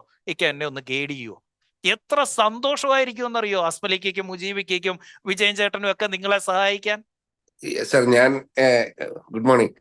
Good. എനിക്കിങ്ങനെ ഒരു പ്രശ്നം വന്നിട്ട് എൻ്റെ കമ്പനിയിൽ പുതുതായിട്ട് ജോയിൻ ചെയ്ത ഒരാളുടെ സാലറി, അയാൾക്ക് കൊടുക്കേണ്ട ഇൻസെന്റീവ്, ഇതൊക്കെ സെറ്റ് ചെയ്യാനുള്ള ഒരു പ്രശ്നം വന്നപ്പോൾ ഞാൻ വിജയൻ സാറിനെയും ഷുക്കൂർ ഖാനെയും ഒക്കെ വിളിച്ചായിരുന്നു. ഷുക്കൂർ ഖാനെ വിളിച്ചപ്പോൾ ഷുക്കൂർ ഖാൻ ഏതോ മീറ്റിംഗിലായിരുന്നു. എന്നിട്ട് ഷുക്കൂർ ഖാൻ തിരിച്ച് എന്നെ കുറെ നേരം അതിനെക്കുറിച്ച് സംസാരിച്ചു. എനിക്ക് തോന്നുന്നു 10-20 മിനിറ്റ് നേരം സംസാരിച്ചു. വിജയൻ സാറും അതേമാതിരി, അതുപോലെ അഖിൽ, എല്ലാരെയും വിളിച്ച് അവർ കൃത്യമായിട്ടുള്ള ഒരു എങ്ങനെ സെറ്റ് ചെയ്യണോ, അവർക്ക് ഏത് രീതിയിൽ കൊടുക്കണം എന്നൊക്കെയുള്ള കൃത്യമായ ഒരു ധാരണ എനിക്ക് കിട്ടി. അത് ഞാൻ പുള്ളിയായിട്ട് സെറ്റ് ചെയ്തു, സംസാരിച്ചു. പുള്ളിക്കും അത് വളരെ സന്തോഷമായി. നമ്മൾ എങ്ങനെ, അതുവരെ എനിക്ക് അതിന്റെ ഒരു ഐഡിയ ഇല്ലായിരുന്നു എങ്ങനെ സെറ്റ് ചെയ്യണം എന്നുള്ളത്. അതൊക്കെ വളരെ ഇതായി വന്നിട്ടുണ്ട്. അത്രേ ഉള്ളന്നേ. ആ പറഞ്ഞ അനുഭവത്തിൽ നിന്ന് കിട്ടിയ അറിവ് എവിടെ പോയാൽ കിട്ടും? ഏത് ട്രെയിനറുടെ അടുത്ത് എത്ര ബുക്ക് വായിച്ചാൽ കിട്ടും എന്റെ നൗഷാദെ? അതെ അതെ അതെ അതെ കിട്ടില്ല. എവിടെ പോയാൽ കിട്ടും? അനുഭവത്തിൽ നിന്ന് കിട്ടുന്നതിന് അത്ര കിട്ടില്ല വേറെ എവിടെ. അതാണ് കിങ്സ് ക്ലബിന്റെ ലിവറേജ് എന്ന് പറയുന്നത്. മനസ്സിലായോ? ഇനി ആരായിരുന്നു? എനിക്ക് തോന്നുന്നു വിജയൻ ചേട്ടന്റെ, ആനന്ദിന്റെ ഒക്കെ ഓഫീസിലേക്ക് വന്ന ആരായിരുന്നു? എനിക്ക് തോന്നുന്നു അസീസിക്ക് വന്നിട്ടുണ്ടെന്ന് തോന്നുന്നു, വിജയൻ ചേട്ടന്റെ ഓഫീസ് അല്ലേ? ഞാൻ പോയിട്ടുണ്ട്. തന്നെ വിജയൻ സാറെ ഖത്തറിൽ വരാന്ന് പറഞ്ഞു. അടുത്ത മാസം ഫസ്റ്റിൽ ഖത്തറിലേക്ക് വരാന്ന് പറഞ്ഞിട്ടുണ്ട്. പിന്നെ ഞാൻ എല്ലാവരും വിളിച്ചിട്ടുണ്ട്. എടാ, നിങ്ങൾക്കൊന്നും സ്വപ്നം കാണാൻ പറ്റാത്തവരും ഇതിന്റെ അകത്തുണ്ടെന്നേ. നിങ്ങൾ എന്ത് പ്രശ്നത്തിൽ നിൽക്കുന്നോ അത് വർഷങ്ങൾക്ക് മുന്നേ പരിഹരിച്ചവരാണ് ഇതിന്റെ അകത്ത് നിൽക്കുന്നത്. ഈ ആരിഫൊക്കെ കടന്നു വന്നിരിക്കും, ഇപ്പോഴും കടന്നു പോയിക്കൊണ്ടിരിക്കുന്ന സാഹചര്യങ്ങളൊക്കെ ഉണ്ടല്ലോ. ആരിഫേ, ഇത് എങ്ങനെ ഇവിടെ എത്തിയെന്ന് ഇവർക്ക് ആർക്കെങ്കിലും വല്ല പിടിയുണ്ടോ? നിങ്ങൾക്ക് എന്താ പ്രശ്നമുള്ളത്? ഈ സ്ട്രഗിളിൽ നിൽക്കുന്ന ഒരാളെ ആരിഫിനെ വിളിച്ചാൽ ആരിഫ് ആദ്യം ചിരിക്കും. കാരണം എന്താ? ഇതൊക്കെ നമ്മൾ എത്ര കൊല്ലം മുന്നേ കഴിഞ്ഞു പോയതാടാവേ, നീ ഇത്ര വലിയ പ്രശ്നമായിട്ട് പറയുന്നു. ഇപ്പൊ അനന്തകൃഷ്ണൻ വിളിക്കുകയാണ്, വിളിച്ചിട്ട് പറയാണ്, ആരിഫിക്ക് എനിക്ക് ഇങ്ങനെ ഒരു പ്രശ്നം. ആരിഫ് ചിരിക്കത്തേ ഉള്ളു ആദ്യം. യെസ്, രഞ്ജിത്ത് അമ്പാനെ ശ്രദ്ധിക്കണ്ടേ? അമ്പാനെ വാ. കിങ്സ് ക്ലബിൽ ചേർന്നതിന് ശേഷം നമ്മുടെ ഒരു സ്റ്റാഫിനെ ഞാൻ ഇവിടെ നിന്ന് പറഞ്ഞു വിട്ടായിരുന്നു. അപ്പൊ പുള്ളി എന്റെ ഡേറ്റ മുഴുവൻ ചോർത്തിക്കൊണ്ടങ്ങ് പോയി. അങ്ങനെ എനിക്ക് എന്ത് വേണം, അവനെ അടിക്കണോ കൊല്ലണോ, അതാ ഞാൻ ഇനി പിന്നെ ബിസിനസ് പൊളിയോ, അത് എന്നെ നിരന്തരം ഉപദ്രവിക്കാൻ തുടങ്ങി. അങ്ങനെ ഒരു കണ്ടീഷനിലാണ് ഞാൻ PSS2 കഴിഞ്ഞ അടുത്തൊരു ക്ലാസ്സിന് ഡയറക്റ്റ് കൊച്ചിയിൽ വരുന്നത്. അപ്പോൾ ഞാൻ നമ്മുടെ റോയ് സാറുമായിട്ട് ഇതിനെപ്പറ്റി സംസാരിച്ചു. പുള്ളി എന്നോട് ഒരു 5 മിനിറ്റ് സംസാരിച്ചിട്ട് സാർ പറഞ്ഞു, അവനെ അങ്ങ് വെറുതെ വിട്ടേരാം, നിങ്ങളുടെ വഴിക്ക് പോവുക, കുറച്ച് കഴിയുമ്പോൾ അവൻ കീഴടങ്ങിക്കോളും എന്ന് പറഞ്ഞു. അല്ലെന്നുണ്ടെങ്കിൽ എനിക്ക് എന്താ പറയുന്നത്, ഈ ബിസിനസ് മുമ്പോട്ട് കൊണ്ടുപോകാൻ പറ്റാത്തൊരു കണ്ടീഷനായിരുന്നു. അതെനിക്ക് അന്ന് കിട്ടിയ വലിയൊരു ഉപദേശമായിരുന്നു. അപ്പൊ ഉപദേശം സ്വീകരിക്കുമ്പോൾ ഒരു കാര്യം കൂടെ ഒന്ന് വെരിഫൈ ചെയ്യണം കേട്ടോ. രണ്ടാമത് ഇപ്പൊ ആരിഫ് ഒരു കാര്യം പറഞ്ഞു, അല്ലെ മുജീബിക്ക് ഒരു കാര്യം പറഞ്ഞു, അത് അതേപോലെ അങ്ങ് എടുക്കുകയല്ല വേണ്ടത്. നമ്മളുടെ രീതിയിലേക്ക് മാറ്റി നമ്മളുടെ യുക്തി ഉപയോഗിച്ച് അത് ശരിയാണ് എന്ന് മറ്റൊരാള് 1 2 എടുത്ത് വെരിഫൈ ചെയ്തതിന് ശേഷം, അല്ലെങ്കിൽ അഖിലുമായിട്ടൊന്ന് കണക്ട് ചെയ്തിട്ട്, ഓക്കെ ഞാൻ മുജീബിക്കോട് സംസാരിച്ചപ്പോൾ, അല്ലെ എസ്രലുമായിട്ടൊന്ന്, അല്ലെ അരുണുമായിട്ടൊന്ന് കണക്ട് ചെയ്തിട്ട്, അതെ സംസാരിച്ചപ്പോൾ എന്നോട് ഇങ്ങനെ ചെയ്യാൻ പറഞ്ഞു, അപ്പൊ ഞാൻ അത് ഓക്കെ അല്ലേ എന്നൊന്ന് ജസ്റ്റ് ഒന്ന് വെരിഫൈ ചെയ്യും കൂടെ ചെയ്തിരിക്കുക. കാരണം നാളെ റോഹിത് ചേട്ടൻ പറഞ്ഞതുകൊണ്ട് ഞാൻ ക്ഷമിച്ചതാ, ഇല്ലെങ്കിൽ അന്ന് അവനെ ഞാൻ കൊന്നായിരുന്നെങ്കിൽ എനിക്ക് ഈ പ്രശ്നം വരത്തില്ലെന്ന് നാളെ അമ്പാൻ വന്നിട്ട് പറയരുത് ഇവിടെ. അപ്പോ നമ്മളൊരു കാര്യം മനസ്സിലാക്കേണ്ടത്, ഇപ്പോ ഇവിടെ കടമുള്ള ആളുകളുടെ വീട്ടിൽ നടക്കുന്ന ഒരു കാര്യം ഞാൻ പറയാം. നിങ്ങൾക്ക് പ്രശ്നങ്ങളുണ്ട്, പ്രതിസന്ധികളുണ്ട്. രാവിലെ നിങ്ങൾ എഴുന്നേറ്റിരുന്ന് ഈ ക്ലാസ് അറ്റൻഡ് ചെയ്യുമ്പോൾ നിങ്ങളുടെ വീട്ടിൽ നിന്ന് നിങ്ങളെ കളിയാക്കാറുണ്ട്. നിങ്ങൾക്ക് വേറൊരു പണിയില്ലയോ? ഇത്രയൊക്കെ നിങ്ങൾ ഇതായിട്ടും നിങ്ങൾ ഇപ്പോഴും മനസ്സിലാക്കുന്നില്ലല്ലോ. ഏതാ? ഞാനും 2016 13 14 15 16 ട്രെയിനിങ്ങിനും എൻ്റെ എബിലിറ്റി കൂട്ടാൻ വേണ്ടിയിട്ട് ഓരോ കാര്യത്തിന് വേണ്ടി പോകുമ്പോൾ people use to laugh at me. എനിക്ക് ചുറ്റുമുള്ളവർ എന്നെ നോക്കി കളിയാക്കുമായിരുന്നു, എന്നെ നോക്കി ചിരിക്കുമായിരുന്നു. എന്നാൽ എൻ്റെ പ്രശ്നം എങ്ങനെ പരിഹരിക്കണമെന്ന് ഒരു വാക്കുകൊണ്ട് ഉപദേശിക്കാൻ പോലുള്ള കഴിവ് ഇവർക്കാർക്കും ഇല്ലായിരുന്നു. പക്ഷെ അവരുടെയൊക്കെ നാക്ക് പൊങ്ങി എന്നെ കളിയാക്കാൻ. സോ കടമുള്ളവരോട് എനിക്ക് പറയാനുള്ളത്, ഈ സമയത്താണ് നിങ്ങൾ നിങ്ങളിൽ ഏറ്റവും കൂടുതൽ ഇൻവെസ്റ്റ് ചെയ്യേണ്ടത്. കാരണം ആ എബിലിറ്റി കൂടിയെങ്കിൽ മാത്രമേ നിങ്ങൾ വരുത്തി വെച്ച ബാധ്യത തീർക്കാൻ പറ്റൂ. ഒരു കാരണവശാൽ എന്ത് ചെയ്യരുത്? വിട്ടുകളയരുത്. അങ്ങനെ തോറ്റു കൊടുക്കാനാണെങ്കിൽ പിന്നെ എന്താടോ നമ്മളൊക്കെ? വെറുതെ അങ്ങ് വിജയിക്കുകയാണെന്ന് ഇരിക്കട്ടെ, ഒരു ഓട്ട മത്സരം നടക്കുക, ഞാൻ ഒറ്റയ്ക്കേ ഉള്ളൂ. അങ്ങനെ ഒരു ഓട്ട മത്സരം ജയിച്ചിട്ട് എന്ത് സാറ്റിസ്ഫാക്ഷൻ കിട്ടാൻ? ആ ഓട്ട മത്സരത്തിൽ ശത്രുക്കളുണ്ട്, നമ്മളുടെ കൂടെ ഓടുന്നവരുണ്ട്, വാശി പിടിച്ച് ഓടുന്നവരുണ്ട്, ഇതിൻ്റെ ഇടയ്ക്ക് ഹാർഡിൽസ് ഉണ്ട്. ഇതൊക്കെ ചാടിക്കടന്ന് 1ാം സ്ഥാനത്തെത്തുമ്പോൾ ജയിക്കുമ്പോൾ കിട്ടുന്ന ഒരു ഫീൽ ഉണ്ടല്ലോ, അത് വേറെയാണ്. അപ്പൊ കിട്ടുന്ന ഒരു അഭിമാനം ഉണ്ടല്ലോ, ഒരു സെൽഫ് സാറ്റിസ്ഫാക്ഷൻ, അത് വേറെയാണ്. സോ ഈ ഹേർഡിൽസ് ചാടിക്കടന്ന് ഓടണമെങ്കിൽ എൻ്റെ കഴിവ് വർദ്ധിപ്പിക്കണം. അങ്ങനെ മാത്രമേ ഇന്നത്തെ നിങ്ങളുടെ ആ ബാഡ് സിറ്റുവേഷനിൽ നിന്ന് നിങ്ങൾക്ക് പുറത്തു കടക്കാൻ പറ്റൂ. So even though I was in ഡെപ്റ്റ്, I was investing in myself and this is my thinking process. ഇങ്ങനെയാണ് ഞാൻ ചിന്തിക്കുന്നത്. എൻ്റെ ഇൻകം കൂടണമെങ്കിൽ, എൻ്റെ ഇൻകം കൂടിയാലേ എൻ്റെ പ്രശ്നങ്ങൾ തീരൂ, കടങ്ങൾ തീരൂ. അങ്ങനെ എൻ്റെ ഇൻകം കൂടണമെങ്കിൽ what is the real cost? റൂട്ടിലേക്ക് നോക്കണം, ഫ്രൂട്ടിലേക്കല്ല. റൂട്ടിലേക്ക് നോക്കണം, ഫ്രൂട്ടിലേക്കല്ല. അങ്ങനെ റൂട്ടിലേക്ക് നോക്കുമ്പോൾ റൂട്ടിന് എന്ത് വളമിട്ട് കൊടുക്കണം? ഇവിടെയാ വളമിടണ്ടേ, അവിടെയല്ല. അവിടെ വളമിടാൻ പോകുമ്പോൾ നമ്മൾ ഓഫീസിന്റെ അകത്ത് ഫർണിഷിങ്ങിനെ കുറിച്ച് ചിന്തിക്കും, ഓഫീസ് വലുതാക്കുന്നതിനെ കുറിച്ച് ചിന്തിക്കും. ഇവിടെ ആവുമ്പോഴോ എൻ്റെ കഴിവ്, എൻ്റെ ടീമിന്റെ കഴിവ്, എൻ്റെ ടീമിനെ മാനേജ് ചെയ്യാനുള്ള കഴിവ് വർദ്ധിപ്പിക്കുന്നതിലേക്ക് എൻ്റെ ഫോക്കസ് മാറും. അപ്പൊ മറ്റൊരു ചോദ്യമാണ്, ഈ കടത്തിന്റെ പ്രഷർ ഉള്ളപ്പോൾ എങ്ങനെ എനിക്ക് എൻ്റെ എബിലിറ്റിയിൽ ചിന്തിക്കാൻ പറ്റും? കടത്തിന്റെ പ്രഷർ ഉള്ളപ്പോൾ എങ്ങനെയാ സാറേ മറ്റു കാര്യങ്ങളൊക്കെ സാർ ഈ പറയുന്ന പോലെ നടക്കുന്നേ? നമുക്ക് ഒരു പ്രശ്നം ഉണ്ടെങ്കിൽ 3 രീതിയിൽ ആ പ്രശ്നത്തെ കാണാൻ പറ്റും. ഒന്ന്, റിയലിസ്റ്റിക് ആയിട്ട്, what is the reality? Realistic ആയിട്ട് ആ പ്രോബ്ലത്തെ കാണാം. 2, എക്സാജറേറ്റ് ചെയ്ത് കാണാം, അതിനെ അങ്ങ് വലുതാക്കി വലിച്ചു നീട്ടി അത് ഭയങ്കര പ്രശ്നമാണ് എനിക്ക് എന്നുള്ള രീതിയിൽ കാണാം. 3, നെഗ്ലക്റ്റ് ചെയ്യാം, അതിനെ ഒഴിവാക്കാം. ഒരു കാരണവശാലും ഒരു പ്രശ്നത്തെയും ഓട്ട കൊണ്ട് ഇരുട്ടടയ്ക്കാൻ പറ്റില്ല. ഇരുട്ട് കൊണ്ട് ഓട്ട അടയ്ക്കാൻ പറ്റില്ല. അങ്ങനെ ഏതാണ്ട് ഒരെണ്ണം ഉണ്ടല്ലോ, ബെഡ്ഷീറ്റ് ഇട്ട് നമ്മുടെ പ്രശ്നങ്ങളെ മൂടി വെക്കാൻ പറ്റില്ല. നെഗ്ലക്റ്റ് ചെയ്ത് എത്ര നാൾ മുന്നോട്ട് പോകും? പറ്റില്ല. എത്ര നാൾ ഇങ്ങനെ എക്സാഗ്രേറ്റ് ചെയ്തു? ഈ എക്സാഗ്രേറ്റ് ചെയ്യുന്ന സമയത്ത് ജന്മനക്ഷത്രത്തിന്റെ പ്രശ്നമാണെന്ന് പറയുന്നത്, ജനിച്ച സമയത്തിന്റെ പ്രശ്നമാണെന്ന് പറയുന്നത്, ശത്രുദോഷം ആണെന്ന് പറയുന്നത്, ഇതൊക്കെ ഈ എക്സാഗ്രേഷന്റെ ഭാഗമാണ്. സെൽഫ് കോൺഫിഡൻസ് ഇല്ലാത്തവന്മാരാ ഇതൊക്കെ പറഞ്ഞുകൊണ്ട് കിടക്കുന്നത്. സമയദോഷം. എന്ത് സമയദോഷം? നിന്റെ ആ ദോഷ സമയം എന്ന് പറയുന്നത് നീ ജീവിച്ചിരിക്കുന്ന സമയമാണ് ഈ ലോകത്തെ ഏറ്റവും നല്ല സമയം. അവൻ ജീവിച്ചിരിക്കുന്ന 60 വയസ്സ്, ഈ കാലമാടം പറയാണ് 50 കൊല്ലവും എനിക്ക് സമയദോഷമാണെന്ന്. എടാ ഈ ശ്വാസം ഉണ്ടല്ലോ, ഇത് എടുക്കാനും വിടാനും പറ്റുന്നതാണ് ഏറ്റവും നല്ല സമയം ആണോ? ഇത് പോകാത്തതാണ് സമയദോഷം. ഇതുള്ളിടത്തോളം കാലം സമയദോഷമല്ല, നിന്റെ കഴിവില്ലായ്മയാണ്. അത് അംഗീകരിക്കാത്തവന്മാരാണ് ഈ പല്ല് കേൾക്കാത്തവന്മാരുടെ അടുത്ത് പോയിരിക്കുന്നത്. അവൻ എന്തുണ്ടാക്കി? ഈ സമയമൊക്കെ നന്നാക്കുന്ന ആളാണല്ലോ പുള്ളി. അന്നേ പുള്ളിക്ക് അങ്ങ് ഫുൾ ടൈം സമയം നന്നാക്കിയ പോരായോ? ഞങ്ങളുടെ അടുത്ത് ഒരു ജ്യോത്സ്യനുണ്ട്. ജ്യോത്സ്യനാണ് ആ നാട്ടിലുള്ള എല്ലാ പെൺപിള്ളേരുടെയും ആൺപിള്ളേരുടെയും ജാതകമൊക്കെ എഴുതിയിരിക്കുന്നതും ഒക്കെ. പുള്ളിക്ക് 2 പെൺമക്കളാ. ആ നാട്ടിലുള്ള മുഹൂർത്തം കുറിക്കുന്നതൊക്കെ പുള്ളിയാ. പെമ്മക്കൾ എന്തേന്ന് ചോദിക്കും, രണ്ടുപേരും ഒളിച്ചോടിയത്. ഏതാ? അടിക്കണ്ടായോ? അവനെ? ഇവൻ എന്താ അറിയത്തില്ലായിരുന്നോ നാളെ രാത്രി എൻ്റെ മോള് ഒളിച്ചോടുമെന്ന്? അല്ലെങ്കിൽ ഇത്രാമത്തെ വയസ്സിൽ എൻ്റെ മോള്, അവളുടെ ജന്മനക്ഷത്രം ഇതാ, ജനിച്ച സമയം ഇതാ, ഈ വർഷം ഈ ദിവസം അവൾ ഒളിച്ചോടുമെന്ന് ഇവൻ എന്താ അറിയത്തില്ലായിരുന്നു? ബട്ട് ഇവന്മാരൊന്നും പറയുന്നത് കേട്ടോണ്ടിരിക്കാതെ ബി റിയലിസ്റ്റിക്. എന്താണ് പ്രശ്നം? ഇതാണ് പ്രശ്നം. എൻ്റെ കഴിവില്ലായ്മ കൊണ്ട്, എൻ്റെ കഴിവിനനുസരിച്ചിട്ടുള്ള കാര്യങ്ങളല്ല ഞാൻ ചെയ്തത്, എൻ്റെ ആഗ്രഹത്തിനനുസരിച്ചിട്ടുള്ള കാര്യങ്ങൾ ചെയ്യാൻ പോയപ്പോൾ എനിക്ക് കുറെ കടമുണ്ടായി. അപ്പൊ ഈ ആഗ്രഹം നടന്നു, പക്ഷെ എനിക്ക് ബാക്കി വന്നത് കടമാണ്. അപ്പൊ എന്ത് ചെയ്യണം? ഒന്നെങ്കിൽ എൻ്റെ കഴിവ് ഇങ്ങനെ തന്നെ നിൽക്കുകയാണ് എന്നുണ്ടെങ്കിൽ ആ പുല്ലങ്ങ് ഒരു എക്സാമ്പിൾ പറയാം. ഞാൻ എൻ്റെ എബിലിറ്റി ഇതാണ്. ഏത്? 20 ലക്ഷം രൂപയുടെ വീട്. ഞാൻ 50 ലക്ഷം രൂപയുടെ വീട് വെച്ചു. കാരണം ഇതെന്താ? ഇതെൻ്റെ ആഗ്രഹമാണ്. ആഗ്രഹത്തിനനുസരിച്ച്, എൻ്റെ വാണ്ടിനനുസരിച്ച് ഞാനൊരു വീട് വെച്ചു. അപ്പം 30 ലക്ഷം രൂപ കടം വന്നു.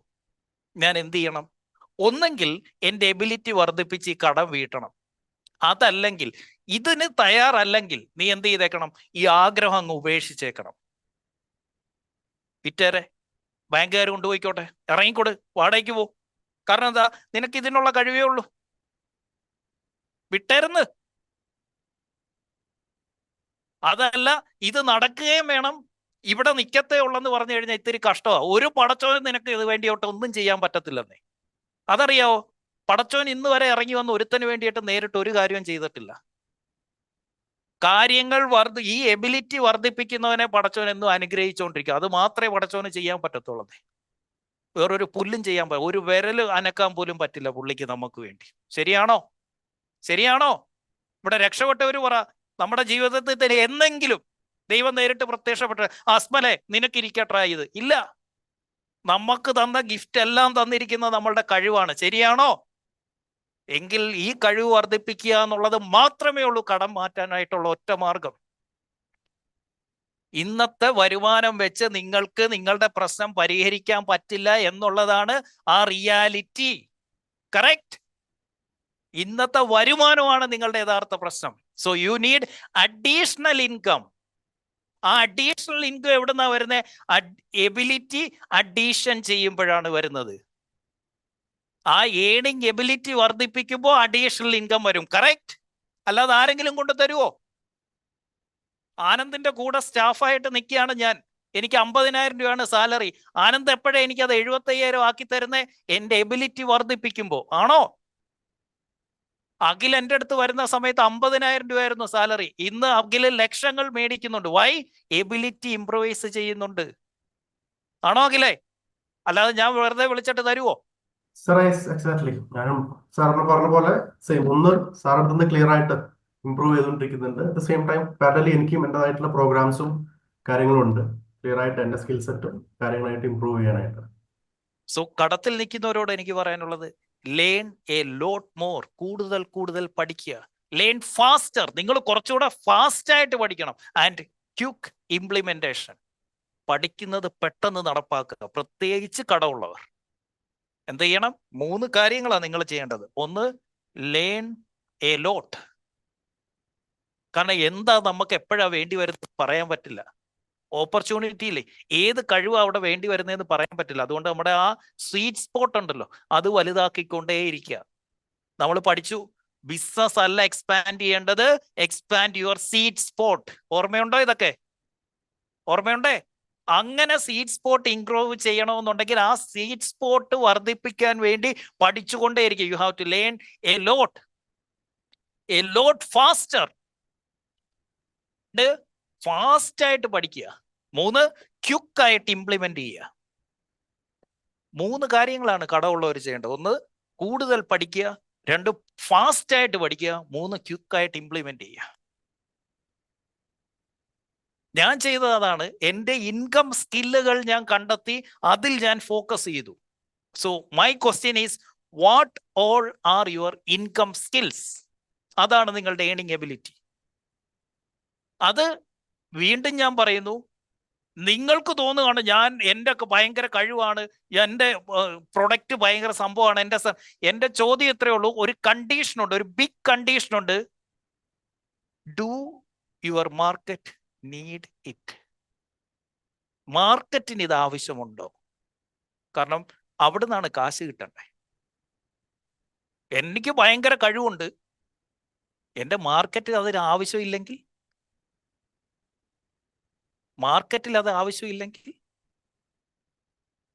ഇനി നമുക്ക് പഠിക്കാനുള്ളത് very very very important thing ആണ്.